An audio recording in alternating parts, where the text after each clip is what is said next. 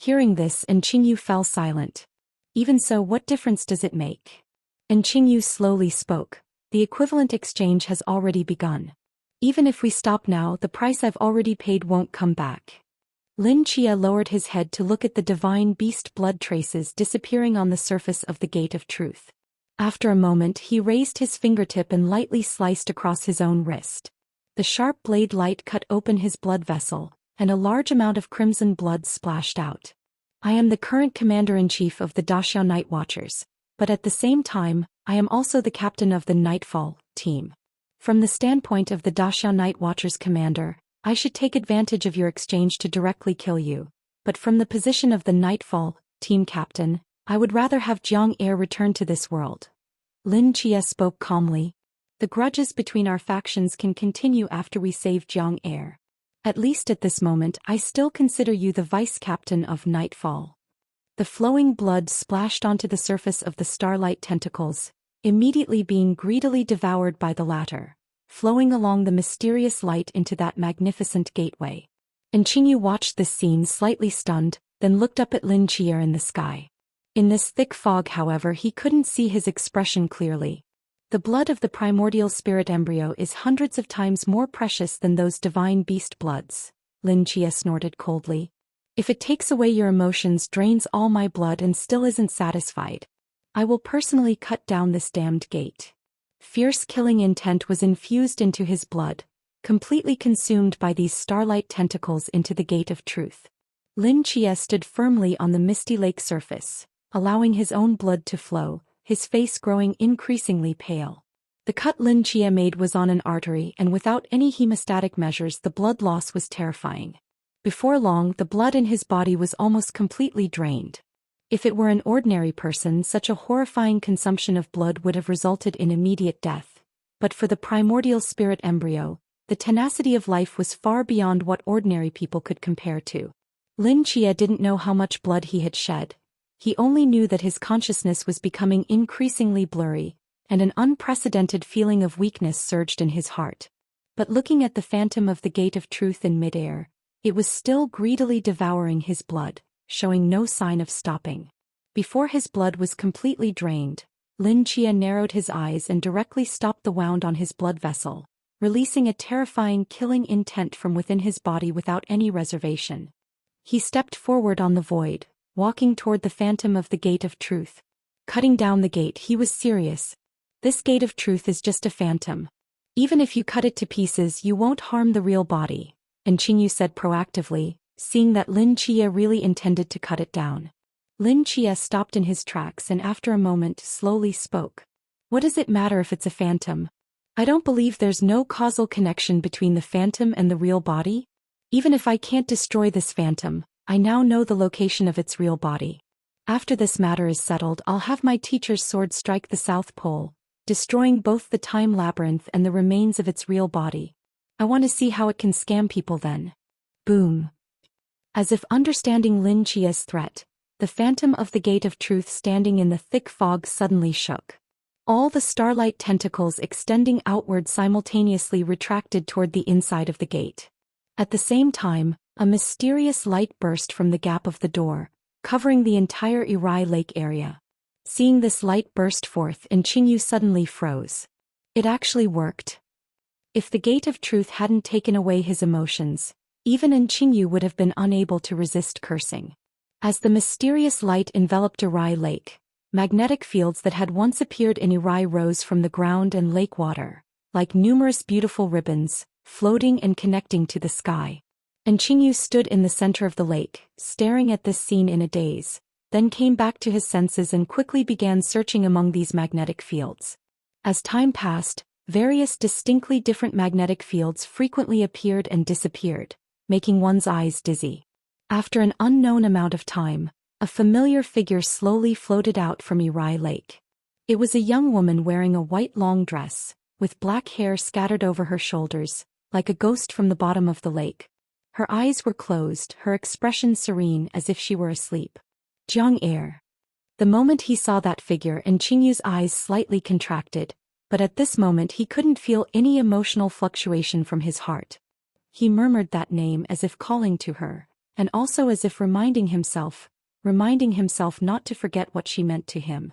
As Jiang Er's body floated to the front of the Gate of Truth, all the other magnetic fields around dissipated, leaving only streams of diffused light flowing on the lake surface, making everything seem like a dream.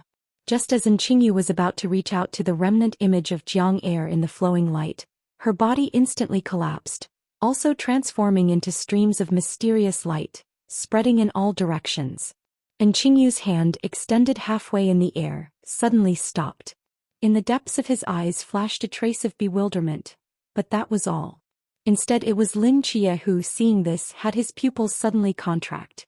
He abruptly looked up at the huge phantom of the Gate of Truth, with surging killing intent erupting again. "Are you playing with us?" As the Gate of Truth closed, its existence quickly faded, directly disappearing in this thick fog, and the vast Arai lake once again fell into dead silence. Before Lin Chia could take any action, and Qingyu's calm voice sounded again. "So that's how it is." Lin Chia turned to look at him. "What?"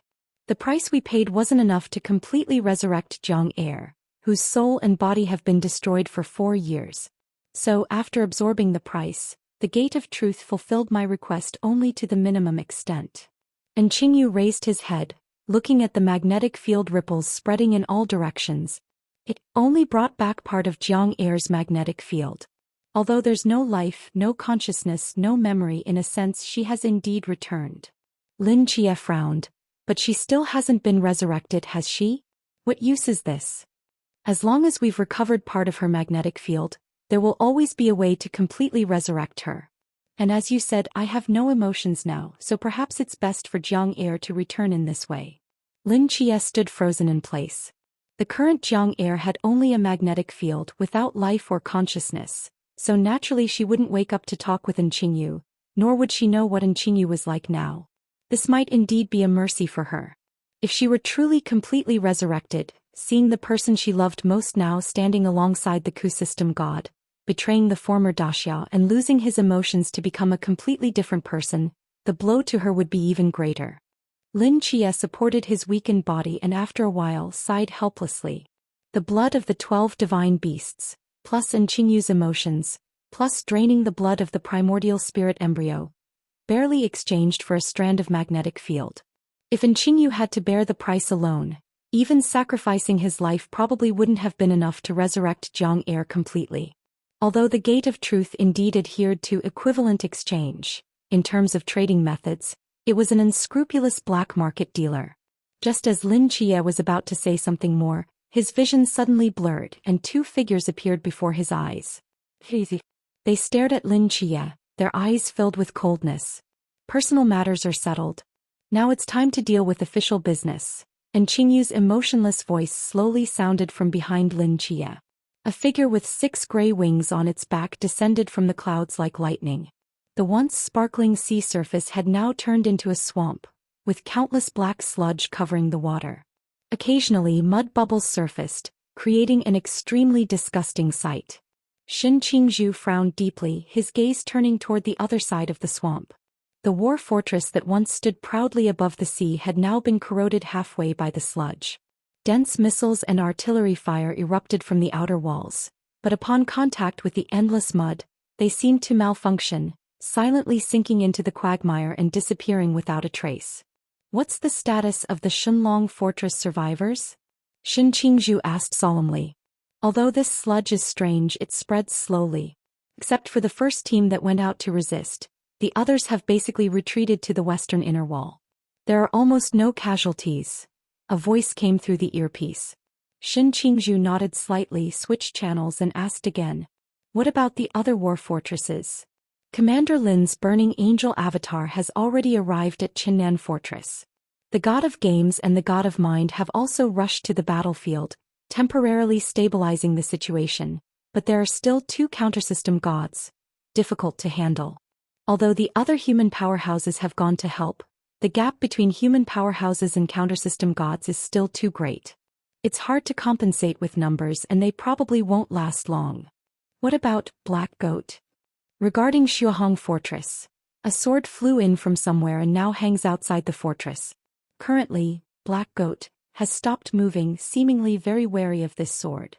I understand. Shen Qingzhu paused. Any news from Irai? Nothing yet. The dense fog has blocked all electronic signals, but we've sent the medium squad in. We should get a response soon. Shen Qingzhu made an affirmative sound, thought for a moment and finally added. Send someone to Mount Kunlun to release the Monk of Destiny. Yes. As the words fell, Shen Qingzhu directly turned off his communication device. It wasn't that he didn't want to maintain contact with headquarters, but as he approached the muddy sea surface, the voice in his earpiece had already become intermittent. This countersystem god seemed to have a strong counter-effect on modern technology. Even the earlier missiles and artillery didn't have a chance to explode. Shen Qingzhu flapped his wings, continuously approaching deeper into the muddy sea. This swamp covered at least 100 kilometers of sea surface. The gray sky and black mud made this world seem like a wasteland. Just as Shen Qingzhu narrowed his eyes, vigilantly scanning the muddy sea below, a terrifying mud head had silently emerged from the gray clouds above. Facing this muddy sea, everyone assumed the countersystem god must be hiding somewhere beneath the swamp. Who would have thought that its true form was actually among the clouds above? By the time Shen Qingzhu sensed the danger, that muddy face was already above him. Boom!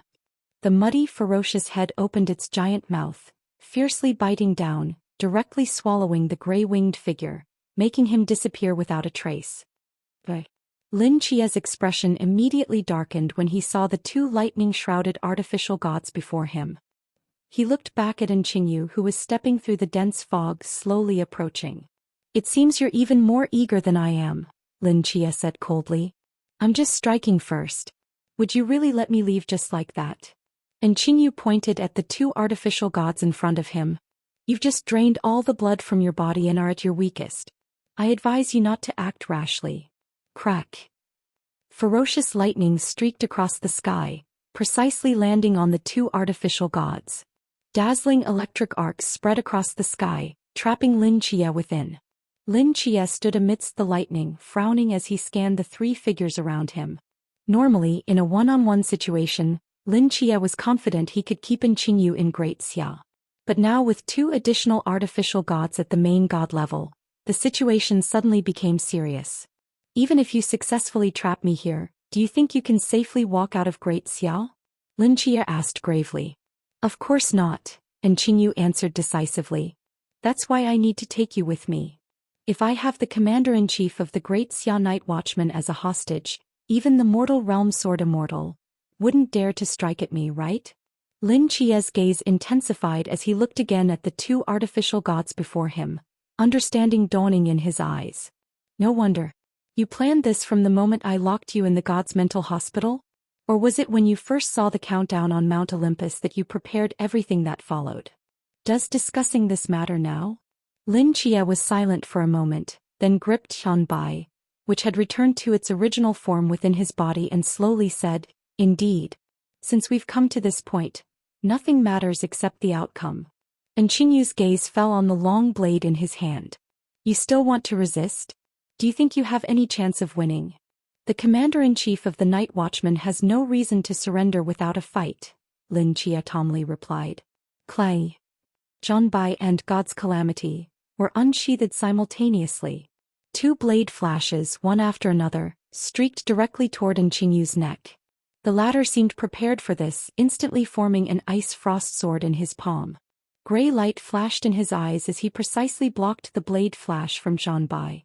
As for the second blade flash, Qingyu didn't try to block it with his weapon, but directly dodged it. The blade cut through the air, slicing only a phantom afterimage. Seeing this, Lin Chia's brows furrowed slightly.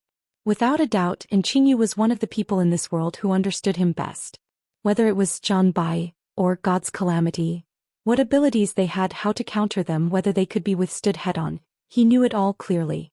Just as Lin Chia prepared to pursue with his blade, Yu air and Yu sea flew in from left and right. Brilliant lightning instantly engulfed Lin Chia's form, and an earth-shattering explosion echoed over Irai. As the aftershocks of the main god-level attack dissipated in mid-air, a deep red shadow rushed out again. Apart from some charring on his skin, there were no serious injuries. Lin Chia, holding both blades, moved rapidly between the dense lightning. Strands of cause and effect threads floated out from the end of his deep red cloak, surging toward the three figures. At this moment, Qingyu seemed to sense something. His gray eyes swept over a certain spot in the void, and his form retreated further away. Several cause and effect threads immediately missed their target. He can see causality? Lin Chia's keen vision captured this scene and he was secretly shocked. But he soon realized this wasn't the case. And Qingyu's gaze wandered through the void, not precisely falling on the position of the causality threads, but rather as if he was wary of something. Your causal ability is very strong, but I won't give you a chance to control me. As Qingyu's words fell, his figure immediately flickered and disappeared repeatedly in mid-air, moving with incredible speed. The two artificial gods were locked in fierce combat on both sides of Lin Chia, with dense lightning continuously bursting forth. They didn't fight him head-on but instead took turns attacking, one completing a sequence before the other took over, coordinating their advances and retreats perfectly without any wasted movement. At this moment, Lin Chia was like someone trapped in a quagmire, every move extremely difficult. He could certainly see that the purpose of these two artificial gods was to wear down his stamina. Now that the blood in his body had been drained, this combat state couldn't last too long. As long as he eventually collapsed from exhaustion, his causal ability would naturally cease to be a problem. While dealing with the two artificial gods' rotating attacks, Lin Chia's mind was racing, thinking about ways to break this deadlock. Just then, a strand of causal thread on his body suddenly began to tremble. Lin Chia caught this scene from the corner of his eye during the battle, and as if remembering something, his eyes narrowed slightly. Is it him? Another strand of causal thread extended out of nothingness, intertwining with Lin Chia's causality. At the same time, a calm voice echoed in Lin Chia's ears. Cause. Lin Chia spoke in his mind. Why aren't you supporting the border? What are you doing here? In the world, only Destiny Monk and he could manipulate causality. The fact that Destiny's voice could directly enter Lin Chia's ears through the causal threads indicated he wasn't far from here.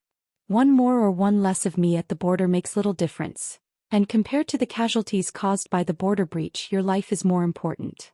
Destiny Monk's tone still showed no emotional fluctuation. Lin Chia glanced at the two artificial gods around him and Qingyu in the distance, then replied gravely. There are two main god-level combatants here, plus the unfathomable Qingyu. Even if you come, it won't make much difference. Not necessarily, Destiny Monk calmly said. If I die, causeless cause and predetermined effect will merge again and you will become the god of causality, stepping into the semi-supreme realm. At that point, neither the two artificial gods nor Qingyu would be able to leave Daxia territory alive. Lin Chia firmly shook his head. It's useless. Qingyu can transfer away using his clone. Since he dared to enter Daxia alone, he must have left a clone elsewhere as a backup. Even if we kill him here, he can still be perfectly reborn elsewhere. This way your death would be meaningless. Trading your life for just two artificial gods, do you think it's worth it? Destiny Monk was silent for a moment. It's not worth it. A lightning spear grazed Lin Chia's cheek, leaving a crimson blood mark. Lin Chia gripped his dual blades, his footing seemingly unsteady. He frowned as he looked at the two artificial gods before him, his vision gradually blurring. Blood loss combined with high-intensity combat had pushed his body to the limit. His peripheral vision caught Qingyu in the distance and his eyes narrowed slightly. After a long while he spoke again in his mind. Actually, there's another option. Lin Chia didn't explain the details of this option, but after a moment of silence, Destiny Monk responded with some reluctance. It's too risky. Although risky, it's undoubtedly an opportunity, a once-in-a-lifetime opportunity. Destiny Monk didn't answer further, as if deep in thought, or perhaps calculating some probability of success. But for Lin Chia, he no longer had time to patiently wait for the result. Lin Chia weakly supported himself with his scabbard, barely standing on the ground. His gaze remained fixed ahead, where the two artificial gods continued to stare at him expressionlessly. Qingyu, draped in a black robe, slowly appeared not far away, his gray eyes studying Lin Chia as if analyzing something. After a moment he calmly said, "Give up struggling. This body has reached its limit. Right now you can't even move normally, let alone use your forbidden domain.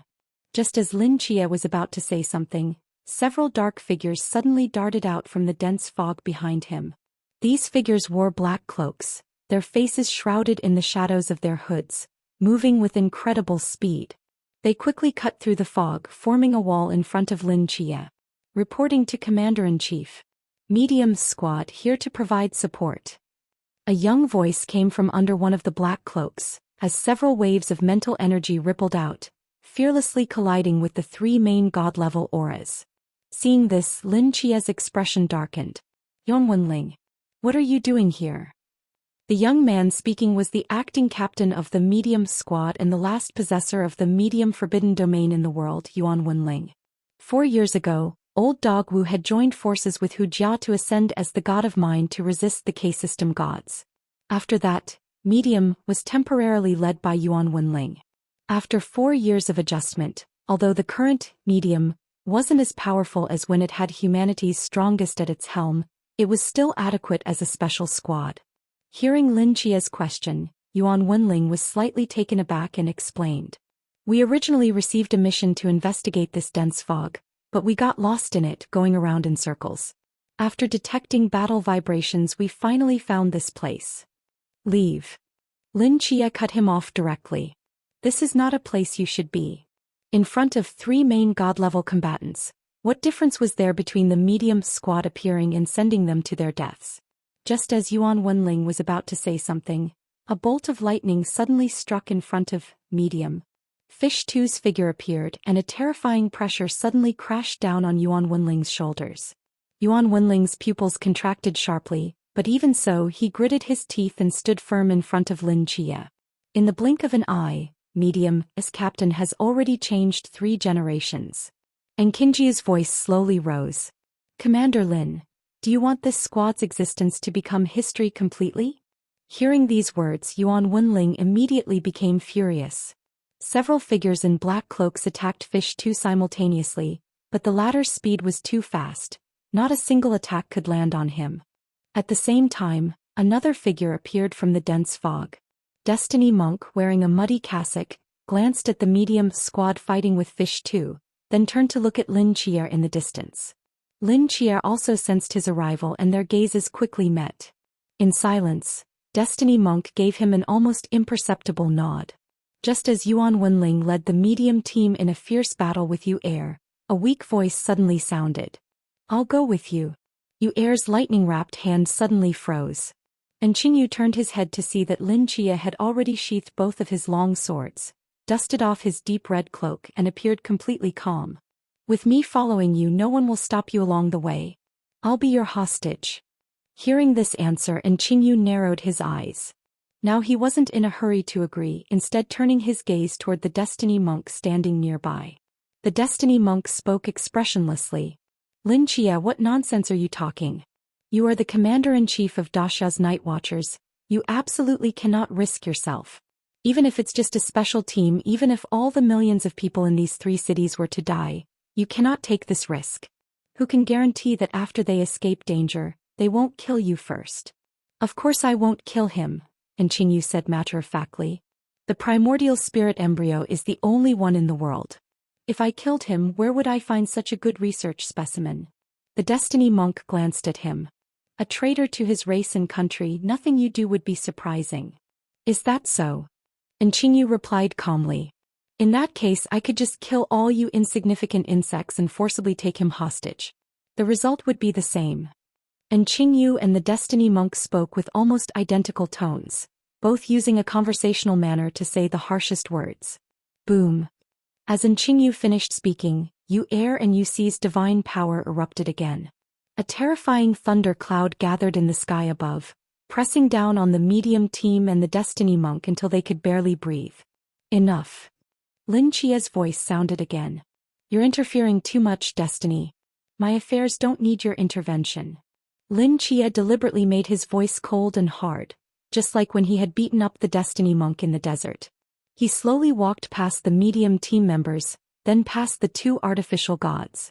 They exchanged glances and, following Qingyu's signal, did not block his way. Lin Chia stopped beside Qingyu. Let's go, he said calmly. Qingyu looked at him, then swept his gaze over the Destiny Monk and others in front of him and nodded slightly. Boom! A thick bolt of lightning struck down from the clouds, like a deep blue pillar connecting heaven and earth, directly engulfing Lin Jie and Qingyu and the two artificial gods. The brilliant light flashed across the ground, forcing Yuan Wenling to close his eyes. When he opened them again, the four figures had vanished without a trace. He stood there stunned for a moment, then suddenly turned to the Destiny Monk and anxiously said, "Monk, what are you waiting for? Go save the commander quickly." "Save what?"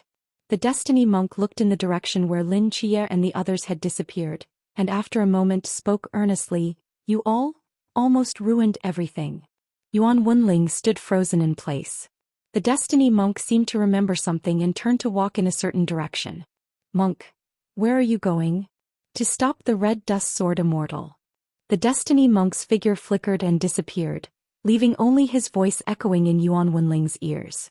"If I don't explain things clearly beforehand, who knows what kind of commotion that madman will cause." Daxia northern border. Though it was daytime, Zhangguan Pass was now completely dark. An enormous black cloud covered the sky above the border, not allowing even a trace of light to penetrate through to the mortal world. By the light of lamps lit inside Zhangguan Pass, one could barely make out countless bizarre tentacles writhing and squirming among the clouds. And within these fleshy black clouds, a rain of blood was sweeping across heaven and earth along with the biting cold wind. "Zhangguan, do you copy? Please respond, Shui. Hongguan, do you respond?"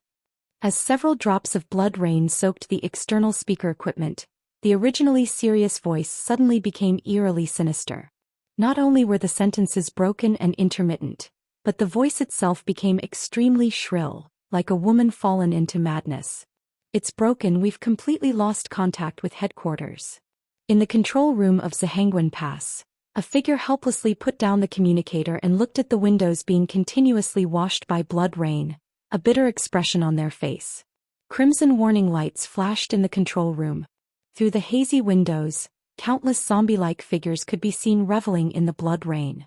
Inside the windows, many figures crowded together, an atmosphere of fear spreading in the silence. From the moment the Black Goat invaded, Zhangguan Pass had been placed on highest alert.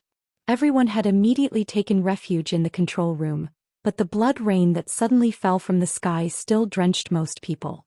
These figures touched by the blood rain soon underwent a transformation, completely losing all rationality and beginning to attack everything around them indiscriminately. In this vast war fortress they were the only survivors left. "How is the Black Goat doing?" "The main body is still at the outer wall, hasn't crossed over yet." In this world, probably only the Red Dust Sword Immortal's sword intent could make that disgusting thing feel apprehension. Who knows how long that sword intent can hold it back? If the Black Goat really fights with the Red Dust Sword Immortal, this fortress would probably be vaporized instantly. Indeed. Crack. A bolt of lightning tore through the blood rain, instantly streaking across the sky. Below the fleshy black clouds, four figures materialized out of thin air. As the electric arcs dissipated, and Qingyu stepped forward, looked up at the Black Goat overhead and calmly said, "We've got what we came for, let's retreat." Among the writhing clouds, a giant red eye suddenly opened. Countless tiny worms twisted within it, and its strange pupils stared fixedly at Lin Jie beside him. Vague murmurs came from within the clouds. "Impossible," and Qingyu said decisively. "He is my experimental subject, I won't give him to you. Besides, his soul has the Earth's anchor deep within it. Even those few insane universes couldn't do anything to him, much less could you contaminate him." The red giant eye reflected Lin Jie's face. A faint light rose from the depths of the eye, and countless tentacles curled and writhed, looking very excited. And Qingyu's brows furrowed tightly. "I said I won't give him to you. If you want to satisfy your disgusting tastes, go resurrect Lucifer's corpse." As soon as he finished speaking, without waiting for the Black Goat to say anything more, he led everyone around him to transform into a streak of light and headed straight for the Daxia border. In contrast, the Black Goat remained hovering above Zhangguan Pass, seemingly with no intention of leaving. And Qingyu looked back at it. "Still not leaving? Are you looking to die?" Between the writhing clouds of flesh, whispers began to sound again. These voices were unlike any language, without grammar or pattern, but when Lin Chia heard them he could vaguely understand their meaning. Why should we leave when these ants can't stop our attack now? Currently, Daxia was under siege by 6 Cthulhu system gods. Places with human deities stationed were manageable, but the remaining 2 passes couldn't hold out long with just human powerhouses. If they dragged on a bit longer they would certainly gain the upper hand. The black goat didn't understand why they should retreat at this moment. Fool, and Qingyu spoke coldly. Nicholas, if you want to die I won't stop you, but my people I must take them away. With a wave of Qinyu's hand, the Cthulhu system deities surrounding various war passes in Daxia seemed to receive some signal, simultaneously abandoning their battles and retreating into the mist. These Cthulhu system gods were saved by Qingyu from the moon battle 4 years ago. They had been following his commands ever since, so when Qingyu ordered them to retreat, they did so without hesitation. Seeing Qingyu withdraw everyone, the black goat's body began to violently churn. Countless crimson eyes opened within the clouds, glaring angrily at Qingyu, with piercing roars erupting from within. Clearly, the black goat was very displeased with Qinyu's actions. But Qingyu completely ignored this, turning to walk into the mist, several figures quickly vanishing without a trace. Just as the black goat was hesitating, a voice mixed with sword intent suddenly drifted across the boundless space, reaching Qinyu's ears as he rapidly retreated into the mist. Where do you think you're taking Lin Chia? The moment he heard this voice, Qinyu's pupils slightly contracted. In the next moment, a familiar sense of being locked onto surged in his heart. Even without emotions, knowing not what fear was, his body under this sword intent still uncontrollably sweated, as if this was instinct carved into his bones. Not just him, but Fish 2 and Fish 4 beside him also shuddered violently, desperately rushing forward. With Lin Chia present, Zhou Ping wouldn't easily strike here with his sword. Even knowing this, facing that sword intent that seemed to be at their throats, they dared not harbor any wishful thinking. In the sword cottage, Zhou Ping frowned deeply as he watched the direction where Qingyu and others had departed, his eyes filled with anger and killing intent. He raised and lowered his sword finger, wanting to cut down this villain with one strike, yet fearing he might harm Lin Chia. After all, at this distance amplifying destructive power was easy, but precisely controlling the sword's path was much harder. A moment later his gaze, full of anger, slowly fell upon the black goat nearby. With Qingyu taking Lin Chia, using the sword wasn't ideal, but the black goat was different. Another of the 3 pillar gods, full of malice toward Daxia with a prior record, striking at it would not only remove a major threat to Daxia but also warn Qingyu, achieving multiple goals at once. Qingyu knew to use Lin Chia as a life-saving talisman and flee at light speed, but you, the black goat, are stubbornly staying put to die? Having found a perfect outlet for his rage, Zhou Ping's surging sword intent began to gather at his fingertips. In an instant heaven and earth changed color. At this moment, the black goat, far at Daxia's border, seemed to sense something. All its crimson eyeballs suddenly looked toward a certain place in Daxia, with the small worms writhing in the depths of its eyes scattering inward like mad. It could feel an extremely terrifying attack about to arrive, and unlike the previous warning sword intent, this sword was serious. One of its eyes stared at Daxia, while another eye grew on the other side of its body, looking in the direction Qingyu had gone. After a moment, its enormous body began to move, quickly disappearing into the mist. The black goat retreated. But this couldn't appease Zhou Ping's anger. Even if it just hid in the mist, even if it hid at the ends of the earth, this sword strike would find it. As the black goat retreated, the sword intent dispersing in the air grew more intense. The sword principles in heaven and earth began to converge on this sea area. Even tiny droplets of water were being silently cut in half. The insects and tentacles on the black goat's body seemed to sense this too, anxiously writhing rapidly, moving faster and faster. But regardless, its enormous form was still there, and no matter how fast it moved, it couldn't catch up to Qingyu and the others who had already fled far away. Suddenly, all the sword intent floating in heaven and earth abruptly paused, then quickly faded and disappeared. The black goat, which had been at sword point, showed confusion in its eyeballs but didn't slow down at all, quickly vanishing deep into the mist. In Daxia's sword cottage, Destiny Monk, drenched in sweat, finally breathed a sigh of relief when he saw Zhou Ping slowly lower his sword finger. "Thank you for understanding, Red Dust Sword Immortal." "It's nothing," Zhou Ping said, looking in the direction Qingyu and others had gone. "My sword strike at the black goat was also meant to kill the chicken to warn the monkey, reminding Qingyu not to do anything excessive to Lin Chia. If you had told me earlier this was part of Lin Chia's plan, I wouldn't have drawn my sword. We didn't anticipate Qingyu's target would be Yirai Lake. Time was tight and we made a hasty decision."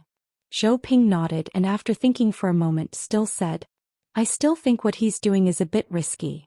We have no choice but to take risks." Destiny Monk shook his head.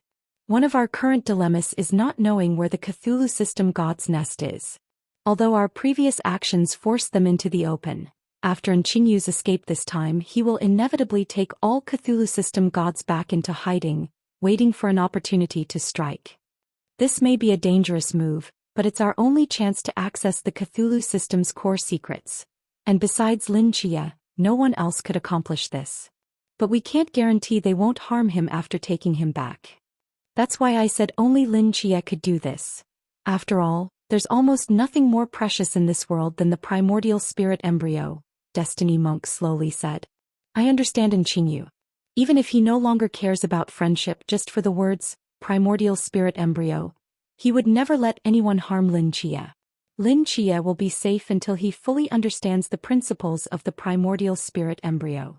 "That's true."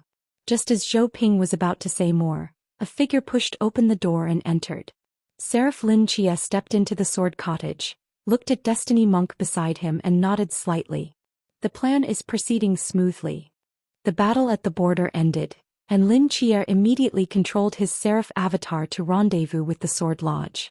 After all, his original body was in a hostage state, which didn't require much attention from him. He just needed to follow Qingyu. Compared to that, stopping Zhou Ping was more important. If Zhou Ping saw him being taken away and suddenly activated, glazed innocent heart, in anger, unleashing 3 sword strikes to save him, that would be a huge loss. Seeing that Zhou Ping had been stabilized by Destiny Monk, Lin Chia breathed a sigh of relief. After chatting briefly, the two of them walked out of the Sword Lodge. "How are the casualties from this attack?" Seraph Lin Chia asked.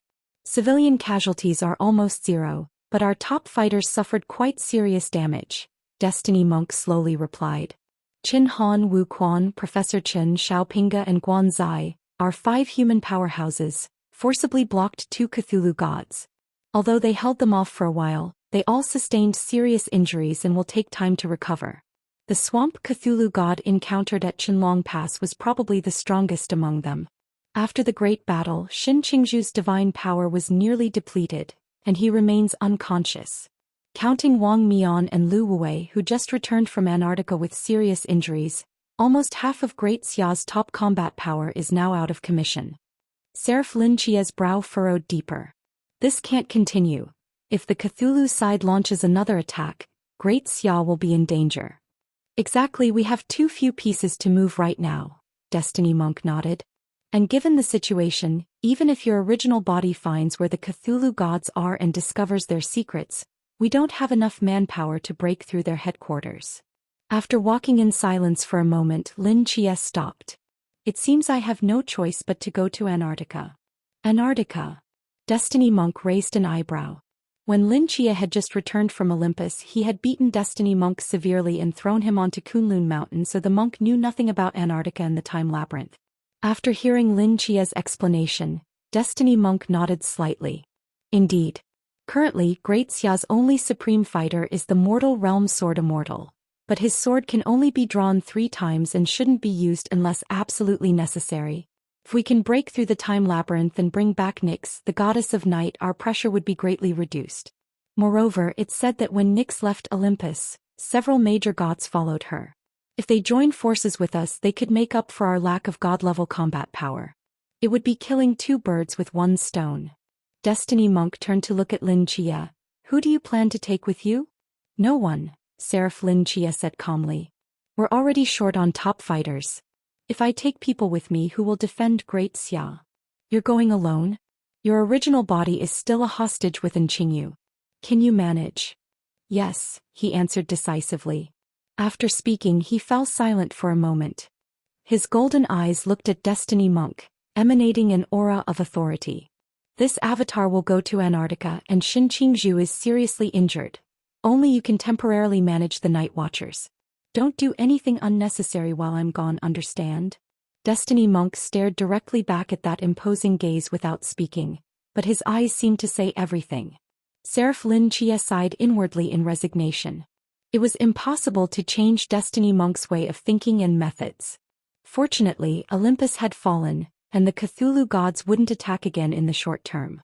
Even if they did, his original body should be able to get the information in advance, and at worst his avatar could rush back at full speed.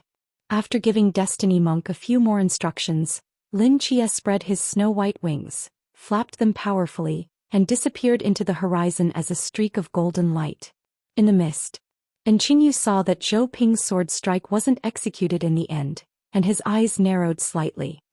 He turned to look at Lin Chia beside him, light flickering in the depths of his eyes. After a moment, he raised his hand and made a pressing motion toward Lin Chia from a distance. The temperature around Lin Chia dropped rapidly. Gray ice and snow appeared on his body, making even movement difficult. He frowned slightly. What's this? Now that you've taken me outside Great Xia's borders, you want to eliminate me. I said I wouldn't kill you, but there are some things on this journey that you'd better not see, Qingyu replied calmly. As the gray ice and snow grew thicker, the heavy ice layers encased Lin Chia's body. Lin Chia hesitated for a moment but didn't resist, allowing the ice to engulf him. Soon, a heavy gray ice coffin appeared in midair. Qingyu carried this ice coffin to a straight, lightly tapping his toes on the sea surface. The world seemed to flip around him. In the blink of an eye, they arrived at the mirror image of this strait. Once there, Qingyu's expression relaxed slightly. He waved his hand and Fish 2 and Fish 4 immediately transformed into two gray-skinned rats, burrowing into the ground and disappearing. He himself carried the ice coffin up one side of the cliff, passed through a thick mist wall, and entered a vast laboratory and corpse collection hall. Qingyu continued forward expressionlessly, passing through another mist wall. A small mountain covered with maple trees appeared before him. The cold dissipated and the frost melted. When Lin Chia opened his eyes again, he found himself lying on a hard bed. Seeing the familiar ceiling above, he was startled, then abruptly sat up, his gaze quickly scanning his surroundings. His pupils contracted slightly. This place was... Lin Chia got up and walked quickly toward the door. Opening it, the first thing he saw was a sea of red. Countless maple leaves covered the ground of the old courtyard, even filling the fish pond, suggesting it hadn't been maintained for a long time. The room he was in was a guest room on the south side of the courtyard. In front of the door against the wall, stood a maple tree and beneath it sat an elegant stone table. Everything before him was so familiar, every blade of grass and every tree exactly as he remembered. Just standing there, he could almost hear the voices from the past. That's right, with Jiang Air around we can walk through school like we own it. Philosophy? Why philosophy? The mighty Great Xia Nightfall team, not afraid of outer gods but afraid of mathematics? Old Chow, clean up the house. Why am I cleaning again? Lin Chia stood frozen for a long time. His gaze continued to look into the distance, where instead of the Beijing city he remembered, there stood a towering wall of mist. This wasn't Great Xia nor was it Beijing. This was a perfect one-to-one replica of the Beijing courtyard, created by Qingyu within the Cthulhu lair. This guy, what exactly is he thinking? Lin Chia looked at the familiar small courtyard before him, and only after a long while did he come back to his senses, frowning and muttering to himself. He found that he was increasingly unable to understand Qingyu. When Qingyu first betrayed Xia, he always felt that the other had some difficulties, but his heart was still with Xia. But then he killed Chao Yuan. His trust in Qingyu constantly wavered around the bottom line, sometimes high, sometimes low. For a period he even thought that Qingyu had truly betrayed them. But thinking carefully later, Chao Yuan's death was also full of mysteries. If nothing else, since Chao Yuan's prison was broken, then where was the Black King who was imprisoned inside? The Black King, who should have regained freedom, did not appear, and even Chao Yuan's body could not be found. What exactly happened at that time? Seeing this small courtyard in the capital city, the doubts in Lin Chia's heart erupted again. How could someone who had made up his mind to betray Xia secretly replicate such a building in the headquarters of Cthulhu in the mist? What was his purpose in replicating the capital's courtyard? Nostalgia? Was he nostalgic for Jiang or Night Curtain? After pondering for a long time, Lin Chia could only temporarily put his doubts aside and walk through the maple leaf-filled courtyard toward the misty wall. But before he could touch the misty wall, an invisible barrier blocked him. Dense mysterious patterns appeared in the void, as if some kind of force field was isolating him inside. Lin Chia frowned slightly. Just as he was about to try to force his way through the field, a voice came from the mist. It's useless. This barrier is an improved version that I created by combining the defensive barriers of Asgard and the Temple of Gods. If it were your burning angel avatar trapped here, there might be a possibility to open it. But this body that has not yet become a god cannot break through. And Qingyu's figure emerged from the misty wall. He stood outside the force field facing Lin Chia. What's the deal with this courtyard? Lin Chia asked directly about his confusion when he saw Qingyu. And Qingyu looked at the courtyard and calmly replied, although I can work on dissections without rest, it doesn't mean I don't need to rest at all. Is it strange to build a place to live in such a place? If you just needed a place to live, was it necessary to completely replicate a courtyard? For me, replicating a building that once existed is simpler than creating one from scratch. Is this place where you live? Yes. Now that I've moved in, where will you live? And Qingyu glanced at him, then turned and walked toward the outside of the misty wall. You should worry about yourself. Don't try to force your way out of here. Even if you break through the barrier, outside is the black goat. It won't touch you while you're in here. But if you deliver yourself to its doorstep, I won't be able to save you from its hands. As the words fell, and Qingyu's figure completely disappeared between the misty walls, the capital courtyard once again fell into silence. Lin Chia stood alone in place, thoughtfully rubbing his chin. Deliberately sealing me in an ice coffin, not letting me see the process of entering this place, indicates that the method of entry isn't too difficult. I've seen it could probably be learned. Need to think of a way to first confirm the exact location of this place. And Qingyu returned to the laboratory, lightly sliding his fingertip across the wall, and the extinguished lights lit up one after another. The spotless laboratory was enveloped in light. At the same time, the low sound of machines operating arose. Numerous unknown devices started up, and at the outer top of the laboratory, there was even a miniature signal collection tower. And Qingyu took a white lab coat from the table and put it on, walking to one of the devices and tapping his fingertips. As the light at the top of the signal tower flickered, steady waves were transmitted across the screen. And Qingyu stared at these waves, his expression completely calm. A gray figure flew in from afar, landing lightly behind him. Fish 4 lowered his head and respectfully said, "The matter you asked us to handle has been completed. All the messages have been spread out?" "Yes." "What reactions are there from Divine Paradise and Hidden God?" After hearing the news, the Holy Master of Divine Paradise quickly organized personnel and set off southward. As for Hidden God, their actions have always been more secretive. It's unknown if they've taken action. Fish 2 is still investigating. And Qingyu narrowed his eyes slightly and said calmly, "This world doesn't need disobedient pawns, nor pawns that escape control. Take 5 Cthulhu system gods and eliminate Hidden God." "Yes." Fish 4 nodded, his form transforming into a stream of light, quickly disappearing without a trace. Not long after Fish 4 left, the previously steady waves in front of Qingyu suddenly began to fluctuate violently.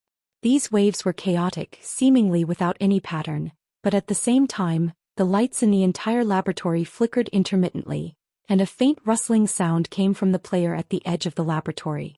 Under the flickering lights, and Qingyu's gaze was fixed on the device screen in front of him, muttering in a voice only he could hear, "Found you, Jiang Air." Mist. A golden stream of light flashed across the sky like lightning. Although he was in the headquarters of the Cthulhu system gods, Lin Chia had now placed most of his energy on his burning angel avatar. After all, the urgent matter at hand was to find a way to break the time labyrinth and rescue the night goddess Nyx. As Lin Chia continuously approached the extreme south, the temperature around him rapidly decreased. Above the vast sea, apart from endless mist, no land could be seen. A moment later, scattered ice layers began to appear along the ocean currents. At the end of the horizon, snow-white lands appeared in Lin Chia's vision. Lin Chia had been to various divine realms and continents, but it was his first time coming to a place like Antarctica. Seeing the world covered by glaciers, he felt somewhat curious. Only after personally coming to Antarctica did Lin Chia realize just how vast this place was. Looking around, there was nothing but ocean and ice layers, even larger than the entire area of Disya. According to Wang Mian, they had wandered on the ice layers of Antarctica for several days before accidentally entering the time labyrinth, so there was no exact route to enter the labyrinth. To enter the time labyrinth again, one could only rely on luck or spend enough time exploring. Fortunately, it was his burning angel avatar that had come here. If he really couldn't find it, he could just use miracles to try a few more times. Lin Chia flew over Antarctica for a long time, carefully examining the general terrain. Just as he was about to find a place to land and throw his sword to gamble on a direction, his gaze suddenly stopped on a certain spot below. On the vast ice layers, more than a dozen figures were gathered together, slowly walking. They were carrying a heavy black sedan chair, and a strange fragrance was spreading wildly from that chair. Lin Chia noticed the crowd below, his golden eyes narrowing slightly. Most of these people emanated the aura of secondary gods, but there were also several primary god-level beings. The thing carried in that black sedan chair was something even his spiritual power couldn't clearly perceive. Though called a black sedan chair, the object looked more like an enlarged and widened coffin, with several crossbeams extending from beneath. Several secondary gods carried it, moving slowly and steadily toward the depths of Antarctica. These people's backgrounds were quite complex. They definitely weren't from any single divine country, but likely one of those organizations that had recently appeared in the mist. Was it Hidden God? Or Paradise of Divine Desire? What were they planning to do here in Antarctica? Just as Lin Chia was pondering this, those figures suddenly stopped, seemingly communicating something among themselves before dispersing, as if searching for something in different directions. Several secondary and primary gods departed, leaving only the weakest few to carry the black sedan chair. Lin Chia initially wanted to take this opportunity to go down and kill all these people, as with his avatar's power he had almost no enemies below the supreme level. But considering the strange fragrance emanating from the black sedan chair, he abandoned this idea. After all, this was one of the most mysterious places on Earth, so caution was advisable. After thinking for a moment, Lin Chia locked his gaze on the direction one of the secondary gods had gone, narrowed his eyes and silently followed. What kind of place is this? Searched for so long and still can't find it. Might as well go back, Heron muttered as he walked alone on the ice, looking at the endless white surroundings. Wouldn't it be better to go back and enjoy pleasure than waste time here? What madness possessed the Holy Master to come to this godforsaken place? What a boring fool. Heron walked while cursing. Though he was a secondary god, his build wasn't large. In fact, he was rather scrawny. His eyes were full of resentment and viciousness, like a drug addict who had overindulged. He made a simple circuit of the area, then prepared to return and report. After all, he had no interest in what the Holy Master was looking for. The sooner he could persuade him to abandon this idea, the sooner they could leave. Just as he turned to leave, the shadow cast on the ice suddenly shifted. A figure flashed behind him, a palm wrapped in golden light striking heavily at his temple. This attack came too quickly and too suddenly. Heron only felt a heavy blow to his head before his entire being plunged into an endless dark abyss. Lin Chia steadily caught Heron's falling body. A brilliant magic array opened beneath his feet, swallowing the secondary god's form. Then Lin Chia's appearance began to blur, and moments later he had transformed into Heron's likeness. This body is still convenient. Lin Chia sighed, experiencing the long-familiar transformation magic. After briefly familiarizing himself with this body, he walked directly toward the black sedan chair. The distance from their position was considerable, and since Lin Chia had acted extremely quickly without releasing divine power, no one had noticed. By the time he returned to the black sedan chair, most of those who had scattered in other directions had also returned. "Did you find the entrance?" A deep voice emanated from within the black sedan chair. Hearing this voice, Lin Chia was somewhat surprised. He had assumed the mysterious fragrance from the sedan chair came from an object, but it turned out to be a person, or rather a god? And unless he was mistaken, Lin Chia felt the voice sounded somewhat familiar. Everyone shook their heads. "Holy Master, we've been searching here for almost a day and still haven't found the entrance. Why don't we go back?" a voice tentatively suggested. Apparently, Heron wasn't the only one with such thoughts. "Holy Master? What kind of title was that?" Lin Chia glanced at the speaker who, like Heron, was scrawny with lifeless eyes. His condition seemed even worse than Heron's, his voice drifting and weak. The Holy Master's voice sounded again. "That thing in the depths of the time labyrinth is more precious than any treasure in the world. Never mind one day, even if we search until death, we must continue." There was a ruthlessness in that voice. When he spoke of searching until death, everyone's faces paled. They knew the Holy Master wasn't joking. If they couldn't find it, they would never leave this world of ice and snow. After a brief silence, the Holy Master spoke again. "But rest assured, if we find that thing this time, everyone will be rewarded upon returning to Paradise of Divine Desire. How about tasting the forbidden fruit once more?" Forbidden fruit. Hearing these two words, everyone's dull eyes immediately brightened. They licked their cracked lips, greed appearing in their eyes. "So it's Paradise of Divine Desire." Lin Chia quickly concealed his true nature and joined the surrounding excited crowd, his eyes gleaming. This organization had indeed only recently emerged in the mist, and there wasn't much intelligence about them. However, the speed at which they had grown after appearing was terrifying. Almost all the Divine Country survivors wandering in the mist had joined this organization. To investigate them, Lin Chia had specifically sent Night into the mist to gather information, but there had been no response. If he wasn't mistaken, the one sitting in the black sedan chair was the supreme ruler of Paradise of Divine Desire. But how did they know about the existence of the time labyrinth? Let's continue forward. It's said that when approaching the entrance to the time labyrinth, temporal anomalies will appear. Everyone keep an eye on your surroundings. Under the Holy Master's command, everyone moved forward again. The bright sunlight reflected off the ice, making the entire world appear blindingly white. "Little Heron, do you think we'll really have a chance to taste the forbidden fruit again?" A figure suddenly squeezed next to Lin Chia and whispered. Lin Chia turned to look. The speaker was the same person who had suggested leaving earlier. Though he looked scrawny and weak, this fellow was actually a primary god. "If the Holy Master says we can, then we probably can?" Lin Chia replied in an equally low voice. He didn't know who this person was, but it seemed his current identity was quite familiar with him. This was undoubtedly a dangerous signal for Lin Chia, as he hadn't inherited the original's memories. "Tisk, that's the forbidden fruit we're talking about." The man turned to look at the black sedan chair behind them, a strange smile curling his lips. "Although Paradise of Divine Desire offers many pleasures to choose from, none can compare to the forbidden fruit. If I could taste it again, it would be worth staying here for 100 years. Seeing the undisguised lewdness in his eyes, Lin Chia's expression immediately became rather strange. For the next 2.5 days, they searched for the entrance to the time labyrinth, but even after digging through 3 feet of ice, there was no sign of getting close to the entrance. The nearly endless ice and whiteness made these outer gods collectively dispirited, hanging their heads low, appearing completely uninterested in the entire world. Sigh. The deity who often spoke with Lin Chia shook his head and began sighing. After spending these 2 days together, Lin Chia had managed to learn his identity. His name was Kabura, the surviving god of wealth from the ancient Indian temple of gods.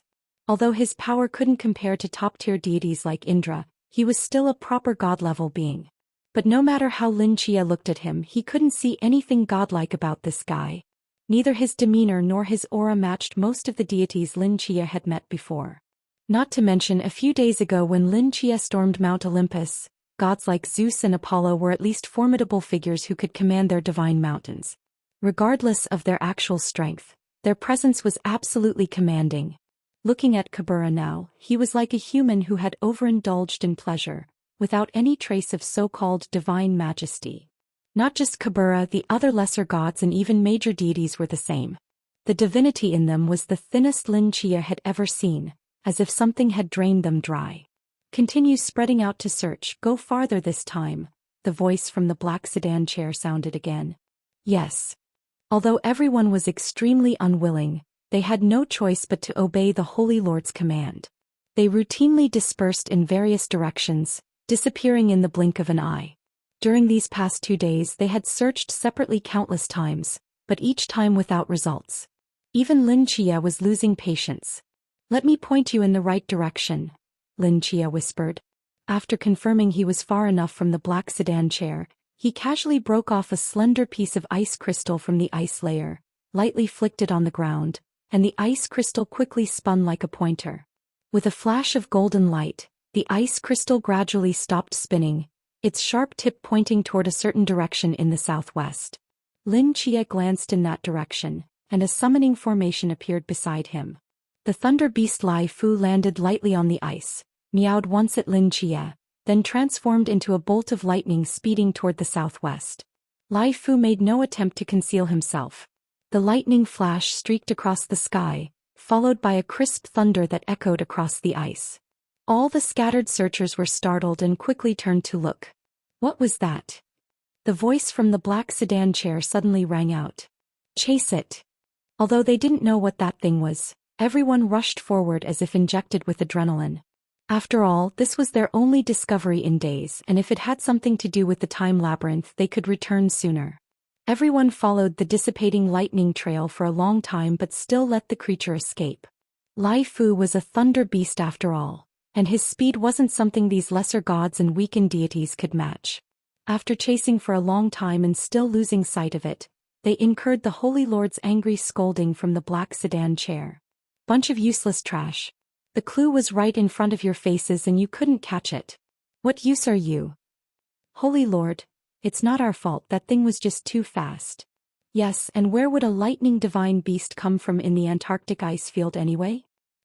While everyone was talking, Lin Chia casually kicked a piece of ice beside him. The ice fragment spun on the surface for a moment before finally stopping in another direction. "What's the use of talking about this now?" the Holy Lord snorted coldly.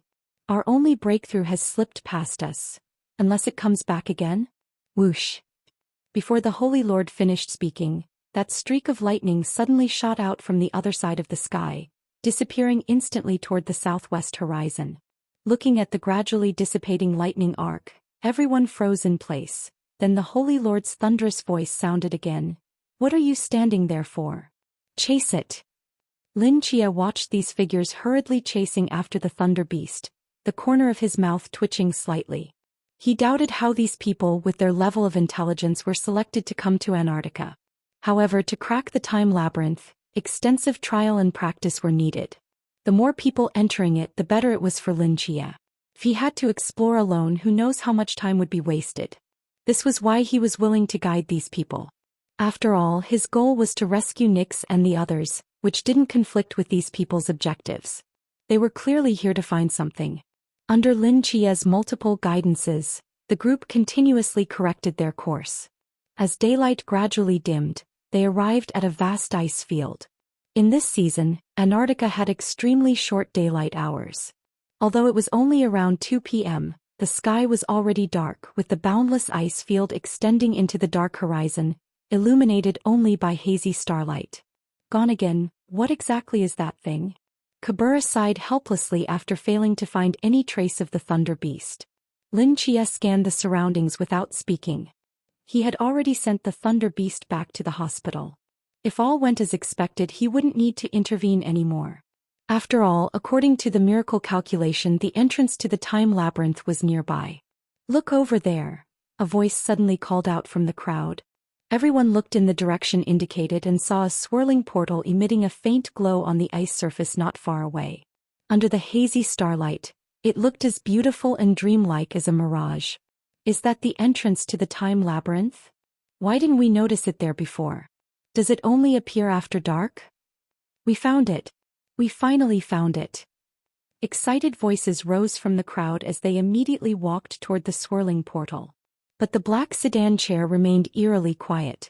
The Holy Lord, who had been so fixated on the time labyrinth throughout the journey, now made no sound, as if contemplating something. Lin Chia didn't follow them toward the swirling portal but stood alone, frowning as he stared in the direction they were heading. By now, the group had reached the swirling portal and was about to pass through it when the voice from the black sedan chair suddenly rang out.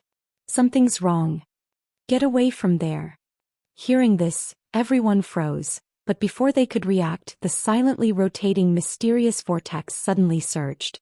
A terrifying wave of divine power mixed with light instantly engulfed most of their figures. Boom! An earth-shattering explosion echoed across the ice field. "Damn it, it's a trap."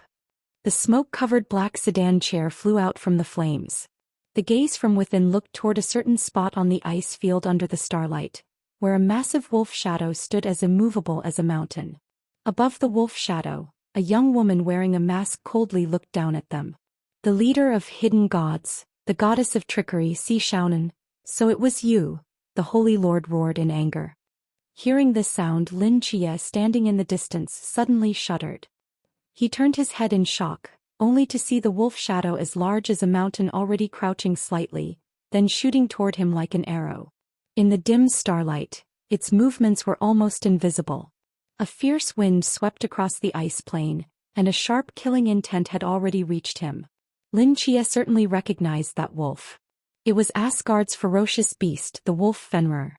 Lin Chia still remembered how it had bitten a principal god-level figure to pieces in the dungeon with one bite. But later, it had supposedly been tamed by S186.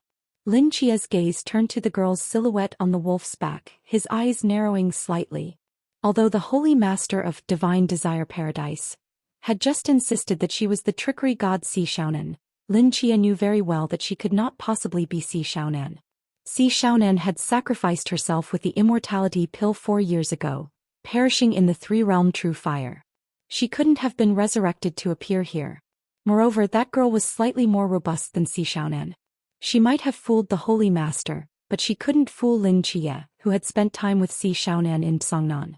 Lin Chia's only confusion was how she managed to command the wolf Fenrir without the law of trickery. After all, that was a ferocious beast that could even pummel a principal god into the ground. While Lin Chia was pondering this, the girl and wolf had already charged in front of the Divine Desire Paradise crowd. In the previous explosion, the Divine Desire Paradise members had already lost most of their fighting power, especially those lesser gods with insufficient strength who had directly collapsed unconscious. Only 2 principal gods had withstood the trap explosion.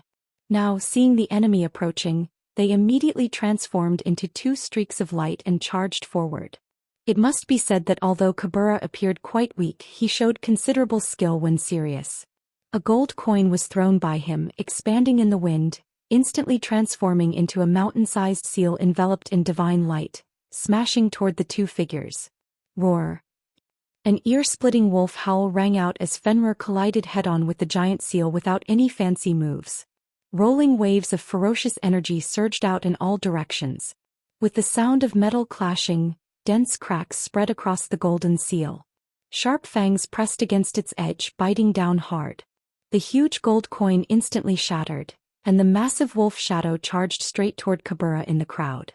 Kabura's face immediately paled. Fortunately, the second principal god intervened, blocking Fenrir momentarily. Kabura gritted his teeth and rushed forward to engage in direct combat. Under the siege of 2 principal gods, the fierce Fenrir did not fall into a disadvantage but instead fought more fiercely, suppressing the 2 principal gods with no chance to counterattack. A bunch of useless trash. A cold voice came from the black sedan chair, followed by a dull tapping sound. Dong. The sound was like a cane striking a wooden board. Upon hearing it, Lin Chia frowned. A memory he had almost forgotten suddenly surged into his mind. Without any hesitation, Lin Chia immediately summoned White Slash and disappeared into nothingness. The next moment, a golden ripple spread from the black sedan chair, sweeping across the entire ice plain. Golden ribbons floated out from the unconscious lesser gods, flying toward the black sedan chair. At the same time, the 2 principal gods fighting Fenrir suddenly froze as 2 thick streams of golden energy were forcibly pulled from their bodies, flowing into the black sedan chair. Kabura felt his body suddenly empty and exclaimed in shock. "Holy Master, you, bang." During this brief pause, a howling wolf paw smashed into him, sending him flying backward like a cannonball, crashing into an ice mountain and shattering it to pieces. A bunch of waste with only realm levels. Divine power in your hands is simply wasted. A bulky, tall figure slowly walked out of the black sedan chair. In the dim starlight, Lin Chia finally saw clearly the person who had been hiding in the black sedan chair. No, in a sense, it couldn't be considered a person at all. His figure looked like a human worn over a human body. A man was embedded in a humanoid flesh shell, as if wearing an extremely warm and large garment. His head protruded from a woman's chest, his limbs and torso completely fused with the woman's body. A placenta extended from his lower abdomen, connecting like an umbilical cord to the woman enveloping him. Lin Chia had seen many strange ecosystem creatures, but the bizarre scene before him still made him frown. The only thing he could confirm was that there wasn't the slightest trace of ecosystem energy on this thing. This was purely an earth creature. Seeing the man's handsome face, Lin Chia knew he had guessed correctly. The Lust God's agent, number 22. Lin Chia clearly remembered meeting the most ruthless man he had ever seen in the king's treasury, carrying the trademark of the Lust God's agent while doing the most vicious things. He had snatched the king's scepter from the old city lord, then fathered a child with the old city lord's daughter to wield the scepter, directly triggering a catastrophe. This Lust God's agent, despised by everyone and considered a useless plaything of the Lust God, had managed through his methods to slaughter the so-called strongest 10 imperial guards, bloodying the treasury. Even Lin Chia himself had almost fallen at his hands. After the king's treasury returned, number 22 disappeared without a trace along with the king's scepter and king's sword. Later, Lin Chia had tried to find his whereabouts, but there was no information about him in the mist. Unexpectedly, the Holy Master of Divine Desire Paradise was him. Thinking carefully, his methods and abilities indeed matched the name, Divine Desire Paradise, very well. However, how had he, with a human body, reached this point in just 4 years? While Lin Chia was pondering, number 22, wrapped in flesh, awkwardly raised his right hand. In the flesh before him, a golden scepter embedded in the ribs had absorbed all the golden streams. Surging energy poured into this body. His figure flashed and he charged howling toward the wolf Fenrir. Fenrir, within the range of the scepter's power, couldn't escape having its divine power extracted. However, being a divine beast, divine power wasn't its only combat reliance. Now seeing this strange human charging directly in front of it, it roared angrily, its sharp fangs rapidly biting toward him, only to catch an afterimage. Number 22's bulky figure had somehow already appeared above Fenrir. His huge hand swept through the void, suddenly pressing down on the giant wolf's head. Brilliant golden light instantly exploded in the night sky. Terrifying divine power intertwined within the golden light, like a giant pillar soaring into the clouds. Horrifying ripples swept across the ice plain, and tens of kilometers of ice shattered with a thunderous boom. This slap directly contained the divine power of more than 10 lesser gods, 2 main gods, and Fenrir's own divine power combined, instantly crushing the massive form of the magic wolf into the lowest layer of ice. The sound of his skull cracking was lost amid the breaking ice and explosion. This strike was definitely comparable to the highest realm. The reverberating aftershocks dissipated across the shattered ice plain. Fenrir lay like a corpse in the glacier, completely stunning the onlookers from Divine Desire Paradise.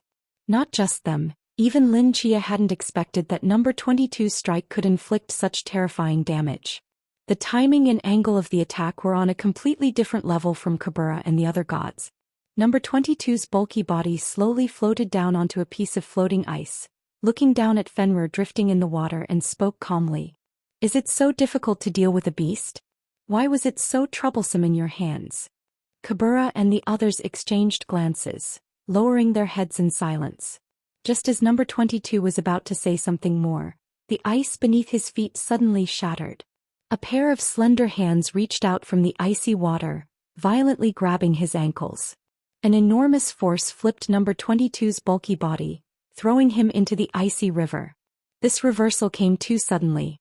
By the time the distant crowd reacted, the masked figure was already standing on number 22's body, with a hand shrouded in green light striking like lightning toward number 22's chest.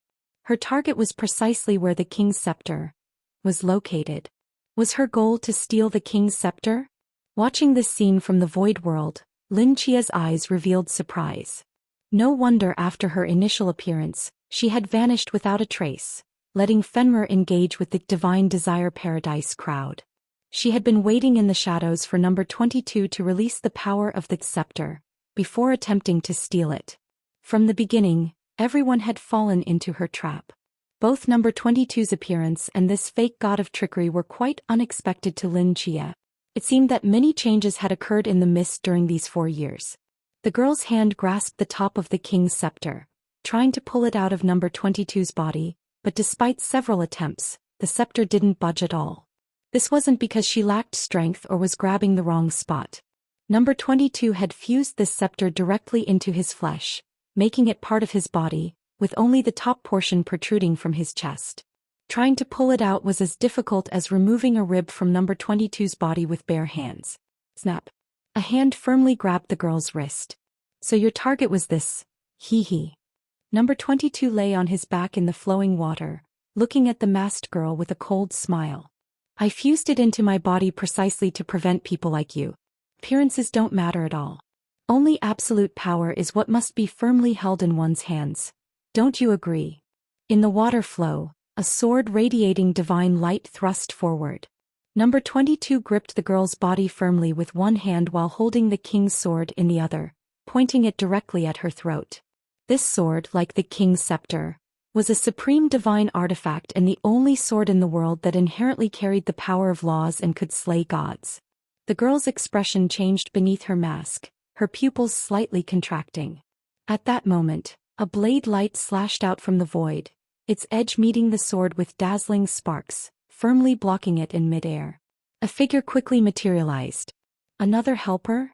Seeing this, number 22's eyes narrowed as he swung his sword to deflect the long blade, quickly gliding across the glacier back to the Divine Desire Paradise crowd. Those figures who had been initially stunned by the trap had now regained consciousness. They followed behind number 22, their eyes full of vigilance as they looked at the two people before them. Isn't that Heron? Kabura was startled upon recognizing the blade-wielding figure. Fool, he was replaced long ago. Number 22 stared at the man and said coldly, the mysterious lightning that appeared earlier was also your doing, wasn't it? What exactly is your purpose for hiding among us? No particular purpose. I just saw you were having trouble finding the labyrinth and decided to lend a hand, Lin Chia replied unhurriedly. At this point he no longer maintained his disguise. With a wave of his hand he dispelled the transformation magic on his body, returning to his original appearance. Seeing that face, number 22's brows furrowed tightly. Brown Myers, so it's you? Or should I call you Commander Lin of the Dachau Night Watchers? Hearing the long-forgotten name Brown Myers, Lin Chia felt a slight stirring in his heart. Long time no see, number 22, Lin Chia said calmly. You've improved quite a bit in these 4 years. Have I? How could I compare to the renowned Commander Lin? Number 22 replied languidly. You're the powerful figure who can destroy Olympus with a wave of your hand. My achievements are nothing before you. Just as Lin Chia was about to say something more, his eyebrows raised slightly as he looked behind him. On the sparkling icy river, the masked girl he had rescued and the magic wolf Fenrir had both vanished without a trace, leaving only ripples spreading across the bright surface of the water. Seeing this, Lin Chia seemed to realize something and became thoughtful. No wonder. It seems she doesn't want to be indebted to you, number 22 said with a cold smile. Indebted? You're wrong. She simply found the entrance to the time labyrinth before you did. Lin Chia shook his head and said. Hearing these words, number 22's expression changed. What did you say? Haven't you noticed? This world clearly has no moon, yet the moon's reflection appears on the river's surface. Lin Chia pointed to the rippling water. This indicates that time in this area is still frozen in the distant past. When everyone first arrived here, the river was still sealed by ice and snow, so they hadn't noticed anything unusual. It was only when they shattered the ice layer during the battle that the entrance was fully revealed. Seeing that the annoying god of trickery had already entered the time labyrinth, number 22's face darkened. He wanted to lead everyone into the labyrinth immediately, but Lin Chia standing by the entrance made them very wary. Seeing this, Lin Chia simply stepped back more than 10 paces, generously clearing a path and even made a please gesture. Lin Chia's behavior left number 22 and the others puzzled. He frowned at Lin Chia and asked in a deep voice, "What exactly are you trying to do?" "I won't do anything." Lin Chia calmly spoke. "Don't you want to enter the time labyrinth? Please go ahead." 22 stared at him for a moment, then started walking toward the entrance of the time labyrinth, with everyone else following closely behind. He arrived before that river of moonlight, where the bright glow clearly illuminated that enormous, disgusting sutured body. At the female corpse's chest cavity, a hint of ruthlessness flashed in 22's eyes. "Even if you are the commander-in-chief of the Night Watchers, here you are still alone. If you want to be the third party taking advantage, you'll need to have the ability to do so." As his words fell, 22 stepped into the moonlight, his figure sinking into the river and disappearing. The people behind him entered one after another, and soon the entire ice plain fell into dead silence. Lin Chia, wearing a deep red cloak, stood alone in front of the labyrinth entrance, his eyes slightly narrowed. "Whether I have the ability or not, you'll know soon enough." Time labyrinth. Holy Lord, are we really not leaving? In front of a gray river, everyone gathered at the shore and Kabura cautiously asked. 22's eyes were fixed on the moonlight reflection on the river's surface, like a patient hunter waiting for prey to appear. "Why should we leave?" 22 sneered. "No matter how powerful he is, he hasn't reached the supreme realm and he's alone. As long as we ambush him in advance, even if he doesn't die, he'll be seriously injured. If he wants to use us as pawns to test the waters, he should be prepared to be killed by us. He had the upper hand over me in the king's treasury back then, but now the situation is different." 22 grabbed the king's scepter at his chest with one hand and thrust it downward forcefully. The heavy scepter directly pierced through his body and struck the ground heavily. Dong! Golden ripples swept across the ground again, and dense streams of golden energy floated out from everyone's bodies, all returning into 22's body. With their divine power completely drained again, no one had any objections, as if they were already accustomed to this kind of plundering. After all, they were too lazy to fight, and as long as they provided divine power to the Holy Lord, he would naturally eliminate the enemy. Simply put, they were just a group of power banks for 22 to use at any time. They could enjoy victory just by standing aside, so why not? After merging the divine power of more than 10 gods again, 22's aura reached a terrifying level. He held the king's sword and focused intently on the moonlight over the river. Calculating the time, Lin Chia should be coming soon. 1 second, 2 seconds, 3 seconds, 1 minute, 5 minutes, 10 minutes. 22 strained with all his might, staring hard at the river for 10 minutes, but there was still no sign of Lin Chia. The collected divine power had all been forcibly dispersed, and 22's aura immediately deflated like a punctured balloon, returning to its original state. His aura had dissipated, but he was extremely angry. Damn it! 22 gritted his teeth. Why hadn't he appeared yet? Had he seen through his intentions? Or was his goal not this time labyrinth at all? Bible. Even this labyrinth was something he had secretly guided them to find. He must have wanted to use them as people to test the waters ahead of him. If so, he couldn't possibly not enter. He probably saw through his intentions and was deliberately keeping him waiting outside. 22's brain worked rapidly and he quickly came to a conclusion. He sneered and activated the king's scepter, again, plundering the divine power of all the gods once more. He wanted to use this method to force himself to give up the ambush and directly enter the labyrinth for him. If he lost patience and actively entered the labyrinth, he would still fall into his trap. But 22 had always prided himself on being a skilled hunter with patience, and patience was what he had the most of. Time passed, and the divine power of the gods was plundered by 22 again and again, and forcibly reset again and again. After each time limit passed, 22 would immediately activate the king's scepter, again. He had to keep himself at peak condition at all times to have the confidence to severely injure Lin Chia in one strike. 22 had enough patience, but the others did not. They just waited idly by the river, watching 22 drain their divine power again and again, feeling extremely bored. Just as everyone was starting to yawn, a deep red shadow suddenly flashed through the moonlight. 22's eyes suddenly focused. Without any hesitation, he swung the king's sword, fiercely toward the river surface. Boom!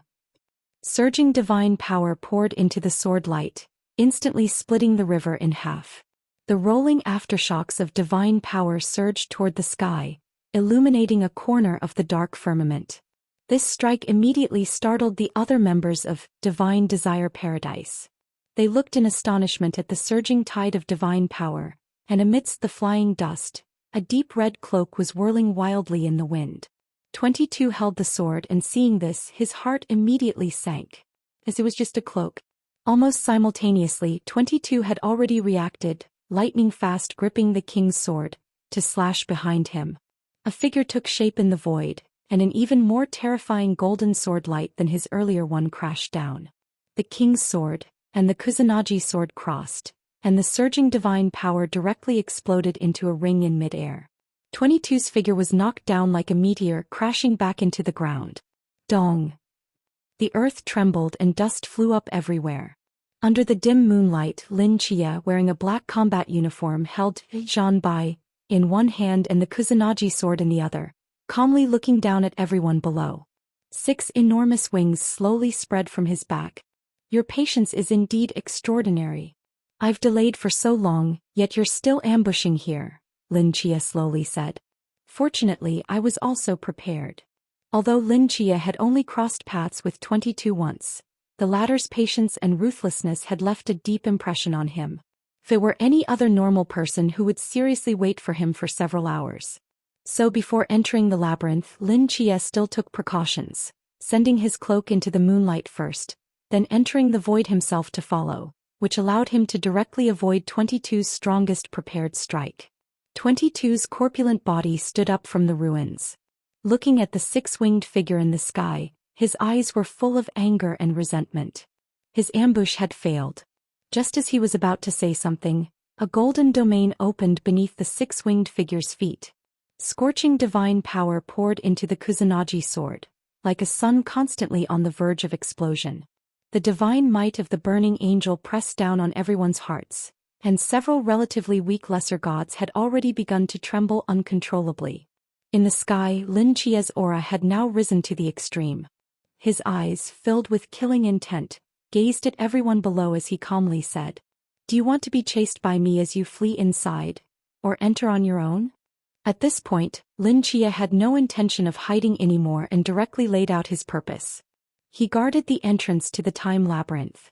Regardless of whether it was possible to exit from here, even if it were, he wouldn't let anyone here leave.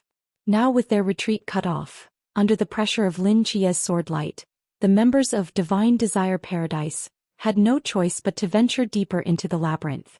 Number 22, holding the king's sword, glared at Lin Chia with angry eyes, his chest heaving violently. The first sword strike had consumed most of the divine power he had plundered. Although the remaining divine power was less than half, it was still nearly twice that of an ordinary main god. Combined with wielding the king's sword, he wasn't completely powerless against Lin Chia. But after hesitating for a moment, he still held back. The combat power of Archangel Lin Chia was definitely not something an ordinary main god could match. Number 22 had now lost his first mover advantage and didn't have absolute confidence in victory. If he forcefully engaged Lin Chia now but failed to win, they would not only become Lin Chia's tools completely but also lose all ability to resist. Entering the time labyrinth with depleted divine power would be a journey with only one chance of survival out of 10. Number 22 took a deep breath and directly dispersed the divine power he had plundered. Several streams of divine power returned to everyone's bodies. On average, each person had consumed most of their divine power, but still had some remaining. "Holy Lord, Gabiluo asked softly. "Enter the labyrinth." Number 22 looked at Lin Chia in the sky and gritted his teeth. Seeing number 22 directly give up resistance, a trace of surprise flashed in Lin Chia's eyes. The divine power around his body receded, and his figure slowly descended to the ground by the river, leaving only his divine aura pressing down on everyone's shoulders. Although this was inside the time labyrinth belonging to an independent spacetime, the environment was very similar to the ice field outside, except for the bright moon in the sky that gave people an unreal feeling. Besides this, when looking into the distance, the scenery was always blurry, as if countless concave mirrors were overlapping. The farther one looked, the more chaotic and reversed the light became, making people dizzy. Under the dual pressure of Lin Chia's gaze and divine aura, number 22 turned around and spoke in a deep voice. Stay alert to your surroundings. You two take the lead. The two sub-gods named by number 22 had faces full of reluctance. They looked at each other but still cautiously walked forward. Before them was still that vast plain. At least within sight no danger could be seen. But the moment they took a step, a strange scene appeared. They flashed and instantly disappeared from where they stood. The dark and empty ice field fell into dead silence, with only the pale moonlight spreading a thin layer of frost on the smooth surface. Seeing this, all the members of Divine Desire Paradise froze in place. Even number 22 frowned, his face extremely unpleasant. Where did they go? Exclamations came from the crowd. No matter what, sub-gods were still gods.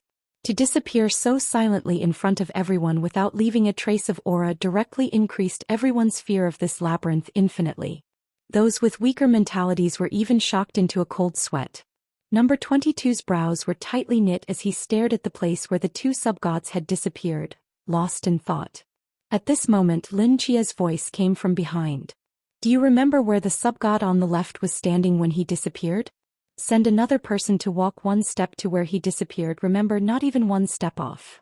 Hearing Lin Chia's voice, no one moved. They turned to look at number 22, who pondered for a moment before pointing to a sub-god and saying, You walk over there one step. The sub-god who was called turned pale. After taking that step, no matter what you see or hear, don't move. Just stand in place. Lin Chia's voice sounded again. The sub-god nervously swallowed and stiffly moved his feet, stepping onto a patch of ice, and instantly disappeared. Everyone was shocked again, not knowing what had happened. Next one, same as him, Lin Chia showed no surprise and calmly spoke. Under Lin Chia's command, more than 10 people stepped onto that piece of ice one after another, all disappearing without a trace. Finally, only number 22 and Lin Chia remained. Number 22 looked at Lin Chia, and under the latter's unquestionable gaze, he still took a step forward and disappeared. Only then did Lin Chia follow. Taking one step, an extremely slight feeling of dizziness flashed through Lin Chia's mind. The next moment he arrived on that piece of ice, with several dark figures crowded around him. As Lin Chia entered, a startled cry sounded from the edge, then abruptly stopped. Lin Chia looked up and saw that pressed against his chest was number 22's back. There were 4 or 5 figures standing on this piece of ice, all crowded together on the small surface. Where are the others? Lin Chia asked. They were pushed out, number 22 said in a deep voice. This piece of ice is too small. Once new people come, some will be pushed to take a step outward and then they disappear. Lin Chia looked at the ice beneath his feet, thoughtful. The current situation matched Wang Mian's description. Moving through space in the labyrinth easily triggered time changes. When they took a step, they crossed not only space but also time.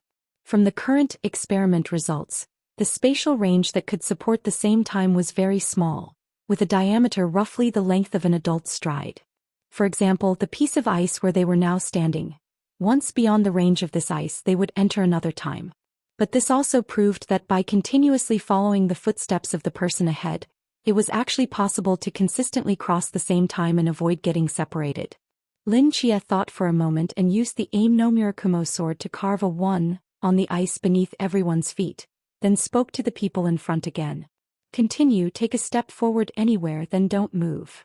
With the experience from before, everyone knew that disappearing didn't necessarily mean death, so they were a bit braver. The sub-god at the front took a step forward and disappeared again. Everyone repeated the same footprints and soon Lin Chia was pressed against them again.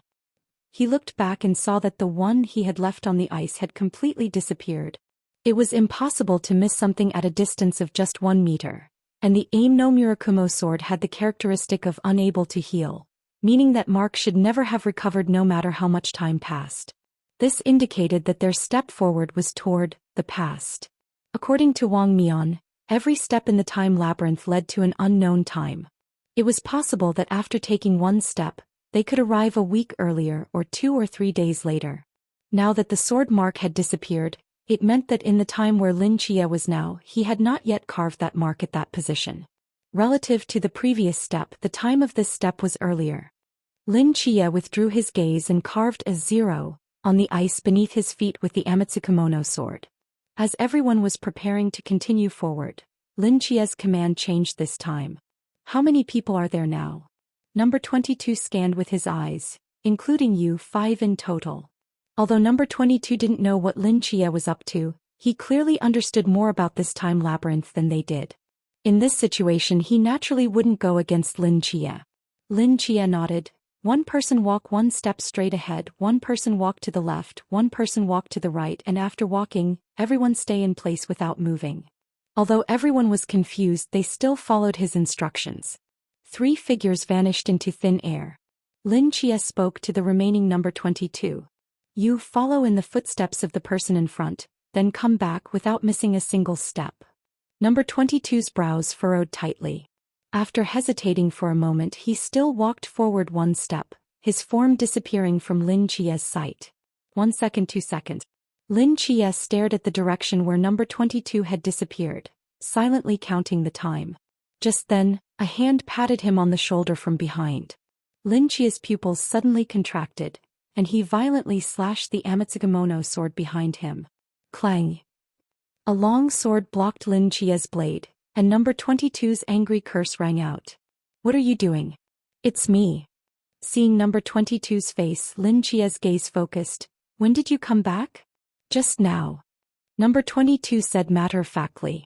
Lin Chia conducted this experiment only to explore whether a person could return to the previous place after taking a step into another time-space.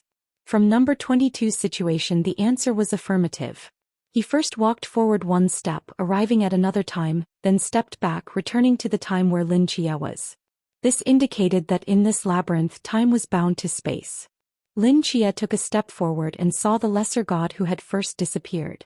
He looked back from here, only to see that not far away on the ice surface, a 0 was clearly visible, but there was no trace of the 1.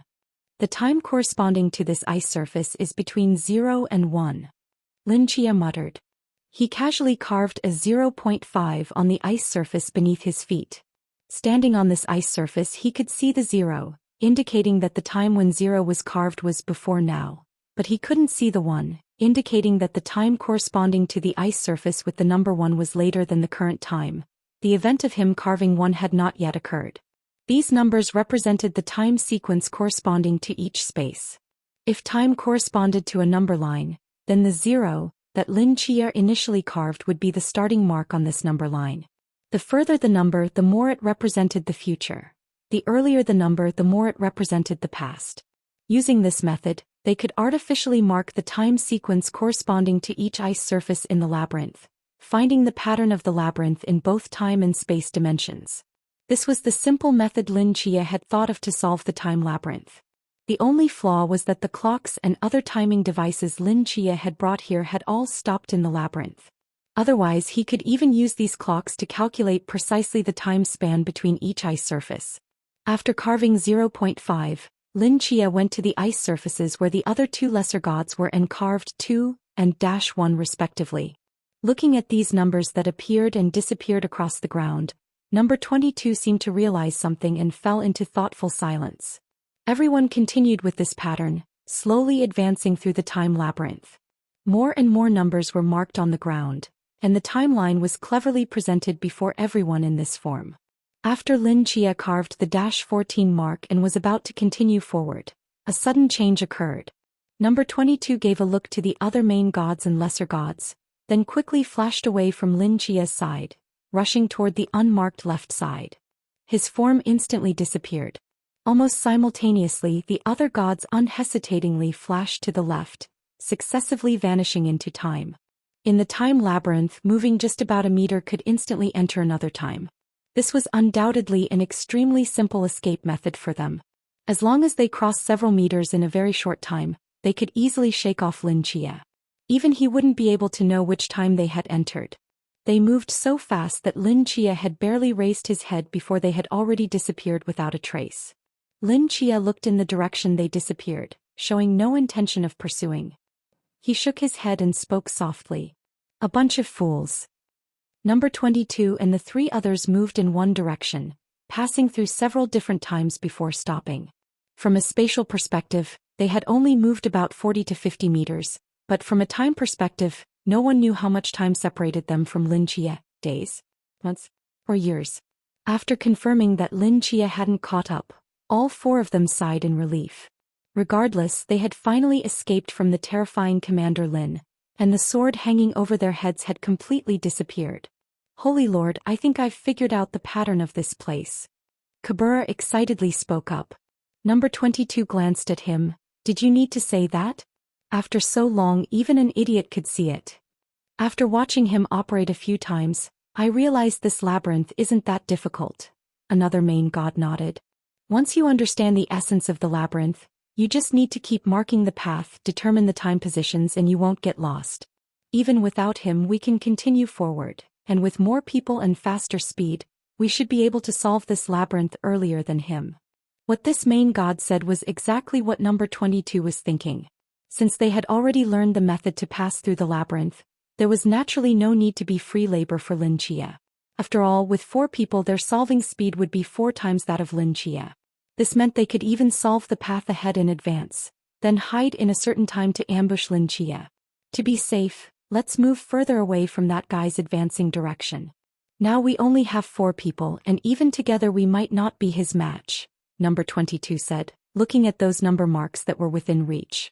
Everyone nodded in agreement, following behind number 22, gradually advancing in a direction away from Lin Chia.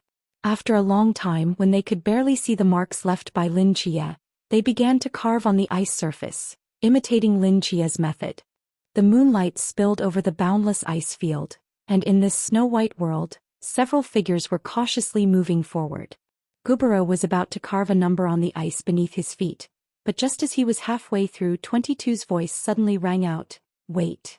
What is it, Holy Lord?" Guburo raised his head in confusion. 22 used the king's sword to scratch out the half-written number and said solemnly, "We can't use characters that others can understand at a glance. Otherwise all these markings we make might ultimately benefit someone else. We need to use symbols that only we can understand to mark time." Everyone suddenly realized. Then what symbols should we use? 22 pondered for a moment, then began drawing on the ground. Let's agree that this symbol represents 1, this one represents 2, this one represents. The members of Divine Paradise gathered around, carefully learning 22's self-created symbols. After they had committed these symbols to memory, they couldn't help but applaud. As expected of the Holy Lord, truly far-sighted. Yes, now we can understand his symbols, but he can't understand ours. We also outnumber him, giving us all the advantages. Commander Lin from Great Xia is nothing special after all. Amid their flattery, 22 forcefully carved a self-created 0 symbol on the ice with his sword, then calmly said, "Let's go." Everyone took a step forward, and after arriving at another space-time, they looked back to find that the previous symbol had completely disappeared. "I know. It's because the time we're in now is earlier than before." Guburo clapped his hands, excitedly answering first. "Such a simple thing, did you really need to point that out?" Another high god rolled his eyes at him. 22 carved a -1 on the ground and continued forward. When they looked back again, they still couldn't see either symbol. "The time here is even earlier," Guburo confidently stated again. Following the same method, they left another mark and continued forward, walking several steps in succession, but each time they looked back they couldn't see any trace of their marks. "Strange. How is it that all along our path we've only been traveling to times in the past? Have we found the way out of the maze?" A lesser god muttered in confusion. At this point even Guburo fell silent. They looked at each other, vaguely feeling that something wasn't quite right. This time, instead of moving forward, they changed direction, walking several steps before turning again and continuing. But no matter which way they went, the marks they had left previously seemed to have never existed, and the ice surface remained perfectly smooth. "How can this be? We completely mimicked his actions, so why can't we see the marks we carved?" Guburo stood frozen in place. By this point, even someone as slow as Guburo realized something was wrong. They had walked so far and changed directions so many times, leaving at least 100 marks, but with each step they couldn't see any of their previous markings. They couldn't possibly be continuously walking toward the past, could they? Come to think of it, doesn't it seem like the positions of these nearby ice mountains are different from before? A lesser god cautiously spoke up. 22, who had been frowning in thought about what went wrong, heard this and responded irritably. Fool, this is the Antarctic ice field. The terrain changes constantly with the climate. Of course, each time period has different terrain. The greater the time span crossed, the greater the changes. Before he could finish, 22 seemed to realize something and his body suddenly jolted. Ice field, 22 repeated these words, his face instantly turning pale. Holy Lord, what have you discovered? Gubaro asked. Damn it, wrong. It's all wrong. 22 said through gritted teeth. What's beneath our feet is ice. Ice melts and freezes too quickly. Any mark we leave on it, no matter how deep, will completely heal within a day or two. All the marks we've left are completely useless. Hearing this, it was as if thunder had struck in everyone's ears. They all stood frozen in place. Ice. No wonder they couldn't see any of their previous marks no matter which direction they walked. These marks simply couldn't last long on the ice field. It was like trying to mark locations by throwing stones into the vast ocean. The stones sink to the bottom as soon as they're thrown, and who knows where they landed. But how did Lin Chia manage to make his marks last? After a long pause, Gubaro asked the most perplexing question. We're all leaving marks on the ice layer, so why did his last so long? Everyone fell into bewilderment. 22 took a deep breath and slowly said, Forget it. Our only hope now is to go back and find the marks left by Lin Chia. If we can find his marks, we can get back on track and avoid getting lost. A lesser god looked around, his expression showing hesitation. Which direction did we come from just now? The others felt their hearts sink as they too looked around. On the desolate ice field, only a few ice mountains stood scattered. But these mountains couldn't provide any directional guidance because as soon as they took another step, the mountains would immediately disappear. Further away, there was nothing but blurry, inverted light. Within a space of just 100 meters, thousands of different time periods were stacked together, enough to distort even light itself. 100 meters was the furthest they could see, but the distance between them and Lin Chia's marks was clearly much greater than this number. They couldn't find their way back. I've calculated that since leaving Lin Chia, we've moved less than a kilometer at most. Even if our vision is blocked by these overlapping time periods, if we fly up, we should easily be able to see. Gubaro thought seriously for a moment, then his eyes flashed with inspiration as he soared upward. Seeing this, 22's eyes narrowed and he immediately called out, Wait! Before the second wait could leave his mouth, Gubaro's figure vanished into thin air directly above them, at a height of no more than 5 meters. In this maze, not only did moving forward, backward, left, or right trigger time shifts, moving up or down did the same. Everyone waited at the original spot for a long time, but Gubaro never returned. It seemed that during his flight he had traversed more than just vertical space. Now trying to find the ice surface where everyone was currently standing would be like finding a needle in a haystack. Divine Paradise, which originally had more than a dozen people, now had only 3 left. 22's face was so dark it could drip water. Oh, Holy Lord! The remaining high god swallowed hard. What do we do now? What else can we do? Wait here to die. 22 said through gritted teeth. Go. Pick any direction and keep walking. Deep beneath the starry sky, Lin Chia slowly carved the characters -97 on the ground. Looking back, the ice surface around him was almost covered with various numbers. These numbers intersected with each other, each leading to different times. The incurable property of the Amino Murakumo sword made every carved mark nearly eternal. These numbers were the anchors Lin Chia dropped in the maze. With these anchors in place, he would never get lost. And if nothing unexpected happened, number 22 and the others should have completely lost their way in the time maze by now. I was hoping they could be more useful. What a pity. Lin Chia sighed. Lin Chia looked at the number markings around him and chose a direction to continue forward. Through these thousands of numerical markings, Lin Chia had vaguely figured out the pattern of this maze. The time sequence here wasn't completely chaotic. All positions leading to the past were actually converging in the same direction. For example, around Lin Chia now there were 3 number markings, -97, -41, and -50.5, each leading in different directions. According to Lin Chia's numbering rule, the larger the number after the dash, the more ancient the time it led to. The more ancient the direction chosen, the more precisely subsequent times would point toward the past. Lin Chia chose the direction of -97, and unsurprisingly he arrived at the oldest time point so far. When he looked back, all number markings had disappeared. He carved the number -98 on the ice surface beneath him. Then came -99, -100, -101. In other words, Lin Chia had found the path leading to the past in this time maze. Actually, at the very beginning, Lin Chia had also tried to find the direction to the future. But no matter how he walked, the largest number marking he could find was only 3. Perhaps in this maze, there was no direction leading to the future at all. Lin Chia passed through the -103 position and continued forward. Everything around him was completely different from when he first entered the maze. Lin Chia knew he was in the past, but didn't know exactly how far back this past was. Was it a few months ago? A few years ago? Or had he gone back more than a decade? Mother, where are you exactly? Lin Chia muttered as he moved forward. Just as Lin Chia took another step forward, the scene before his eyes suddenly changed. On the previously empty ice plain, a small ice mountain suddenly appeared. The surface of this mountain was covered with cracks, as if it had been struck by something. At the foot of this ice mountain, a huge shadow remained motionless. Who's there? A vigilant voice came from the giant shadow. Almost simultaneously, Lin Chia raised the Amino sword, divine power surging into the blade about to strike, but his form suddenly paused in place. From between the black shadows, a masked girl suddenly flashed out, holding a broken sword, her eyes equally full of vigilance. When she saw Lin Chia, her eyes narrowed slightly. It's you.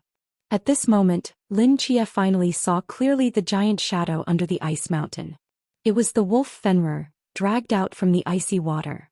And the masked girl was the leader of Hidden God, who called herself the God of Trickery, Si Xiaonan. She had entered the time maze first and unexpectedly had already penetrated this deep. It was unclear whether it was pure luck or if she had found a method like Lin Chia. You're not Si Xiaonan. Who are you? Lin Chia calmly asked. Why should I tell you? I saved your life. I never asked you to save me. Lin Chia narrowed his eyes at the masked girl before him.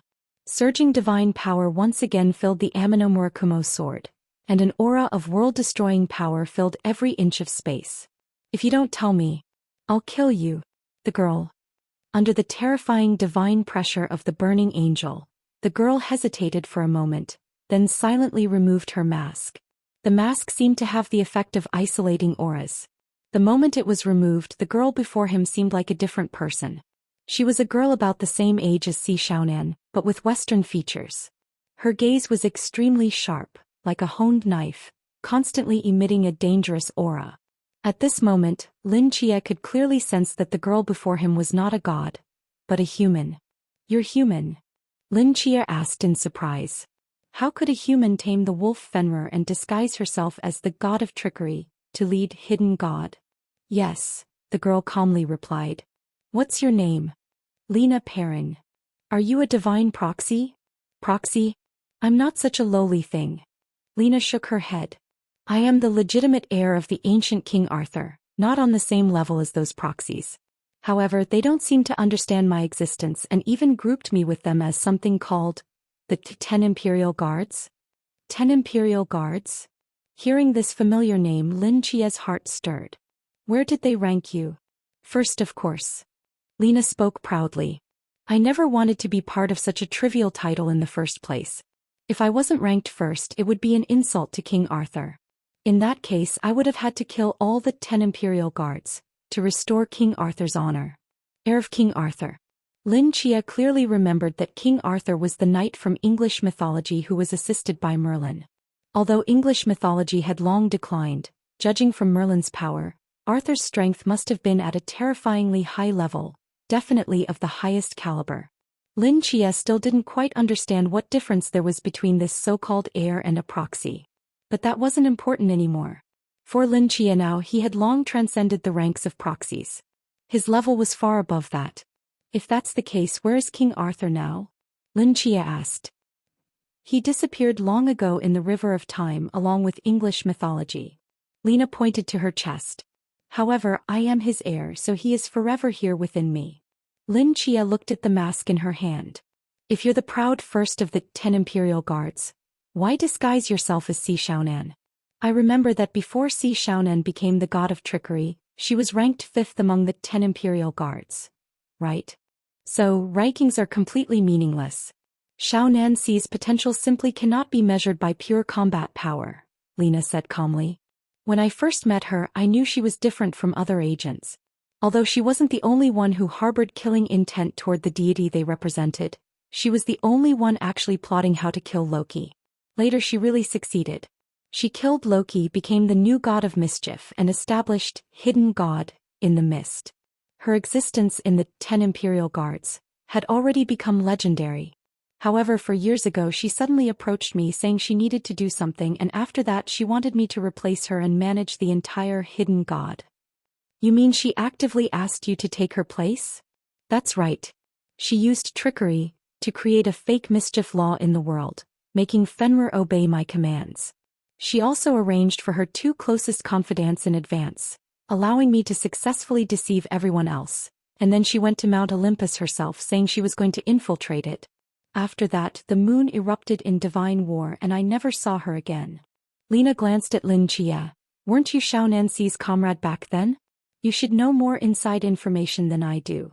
Lin Chia remained silent for a moment, then nodded. I see.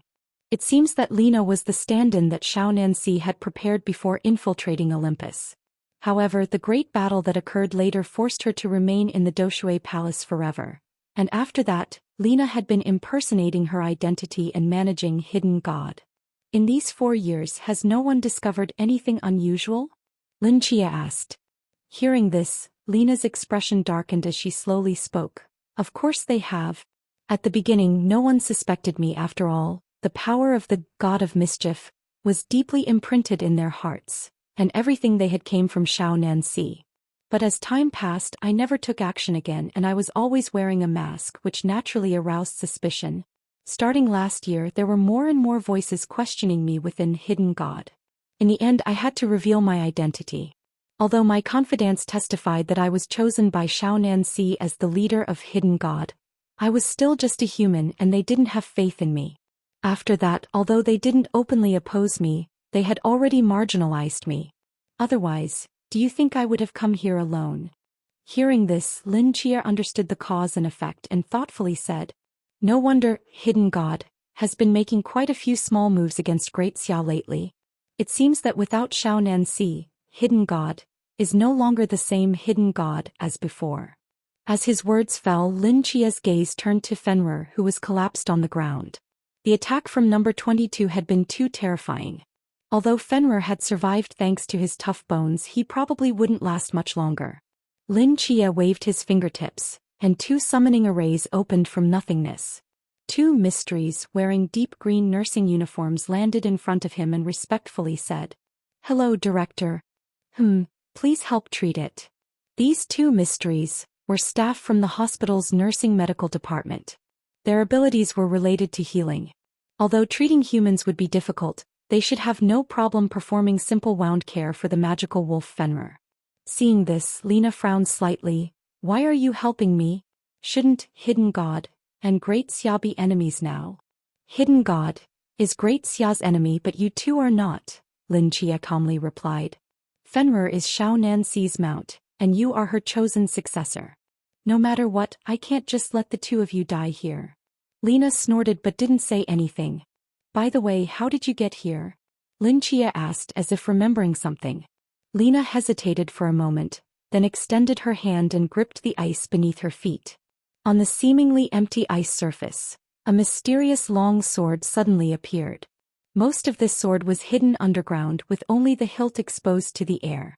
Around this hilt densely packed huge stones were piled together, as if burying it in the crevices between rocks. What is this? Lin Chia frowned as he looked at this sword existing between reality and illusion and asked curiously. This is the divine weapon given to me by King Arthur, the sword in the stone. Lena pointed to the position of the hilt. It's extremely sensitive to the perception of time. By gripping the hilt I could feel the flow of time here. To avoid the pursuit of divine desire paradise, I made my way deep into this place. Sword in the stone? Lin Chia curiously examined this mysterious sword inserted into the ground. From the aura it emitted, this was undoubtedly the supreme divine weapon of English mythology.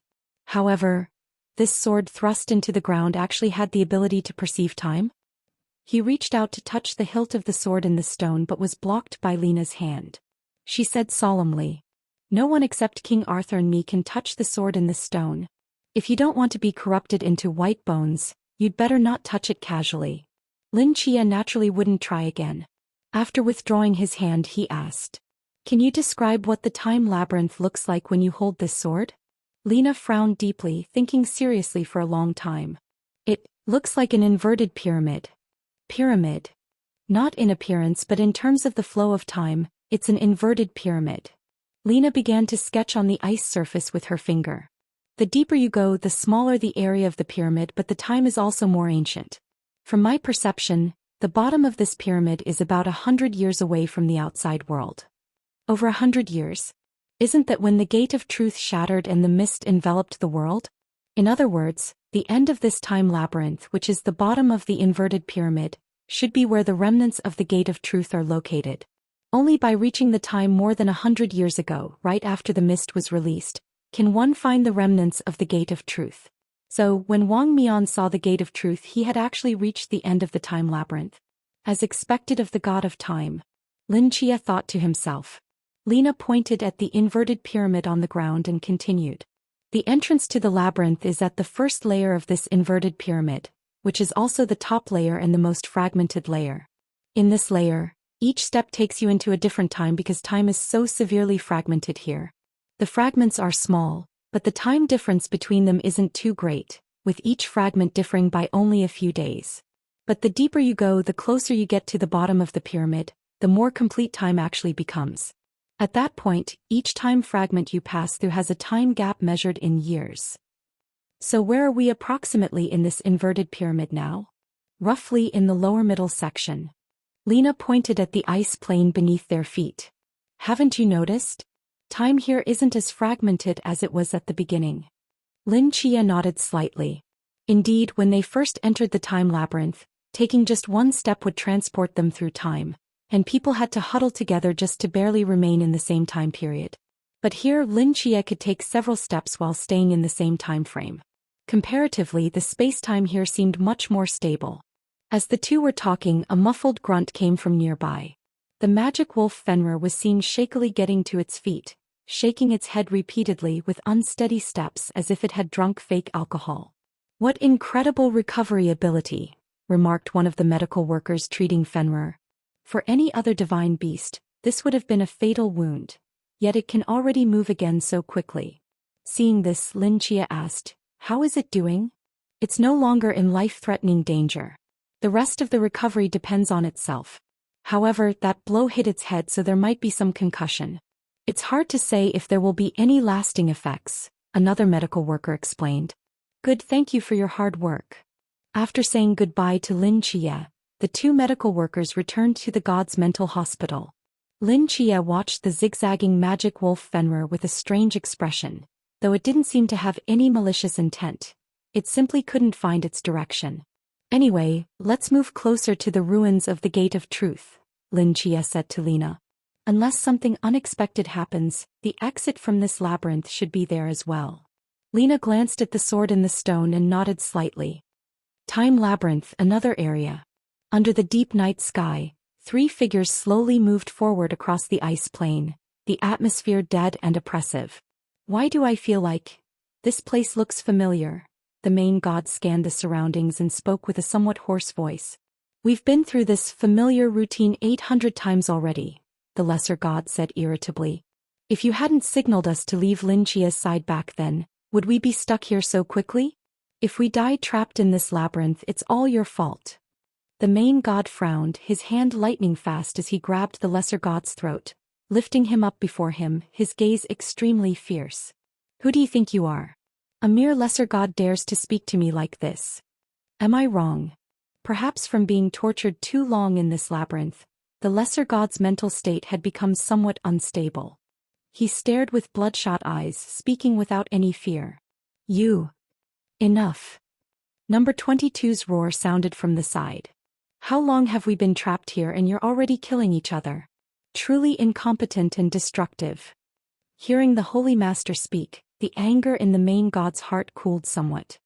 He snorted coldly and released the lesser god's collar. The latter stumbled back half a step, looking at him with hostility. Number 22 took a deep breath and slowly said, "This labyrinth is extremely vast and involves both time and space dimensions. Without any means to mark our path, finding a way out isn't easy. Fortunately, we don't need to eat, so as long as we keep walking, we'll eventually find a way out. The most important thing is to endure. Endure the anxiety, endure the loneliness. Within 100 years, we will definitely find our way out." Upon hearing the words 100 years, the lesser god's eyes trembled. Light twisted through countless overlapping fragments of time, making everything in the distance chaotic and blurry. In this extremely unreal world, the lesser god seemed to think of something, covering his head with both hands in regret, muttering, "I've had enough. I've really had enough. Wouldn't it have been better to stay in the divine desire paradise and enjoy pleasure? Why did we have to come to this godforsaken place and provoke that Lin Chia?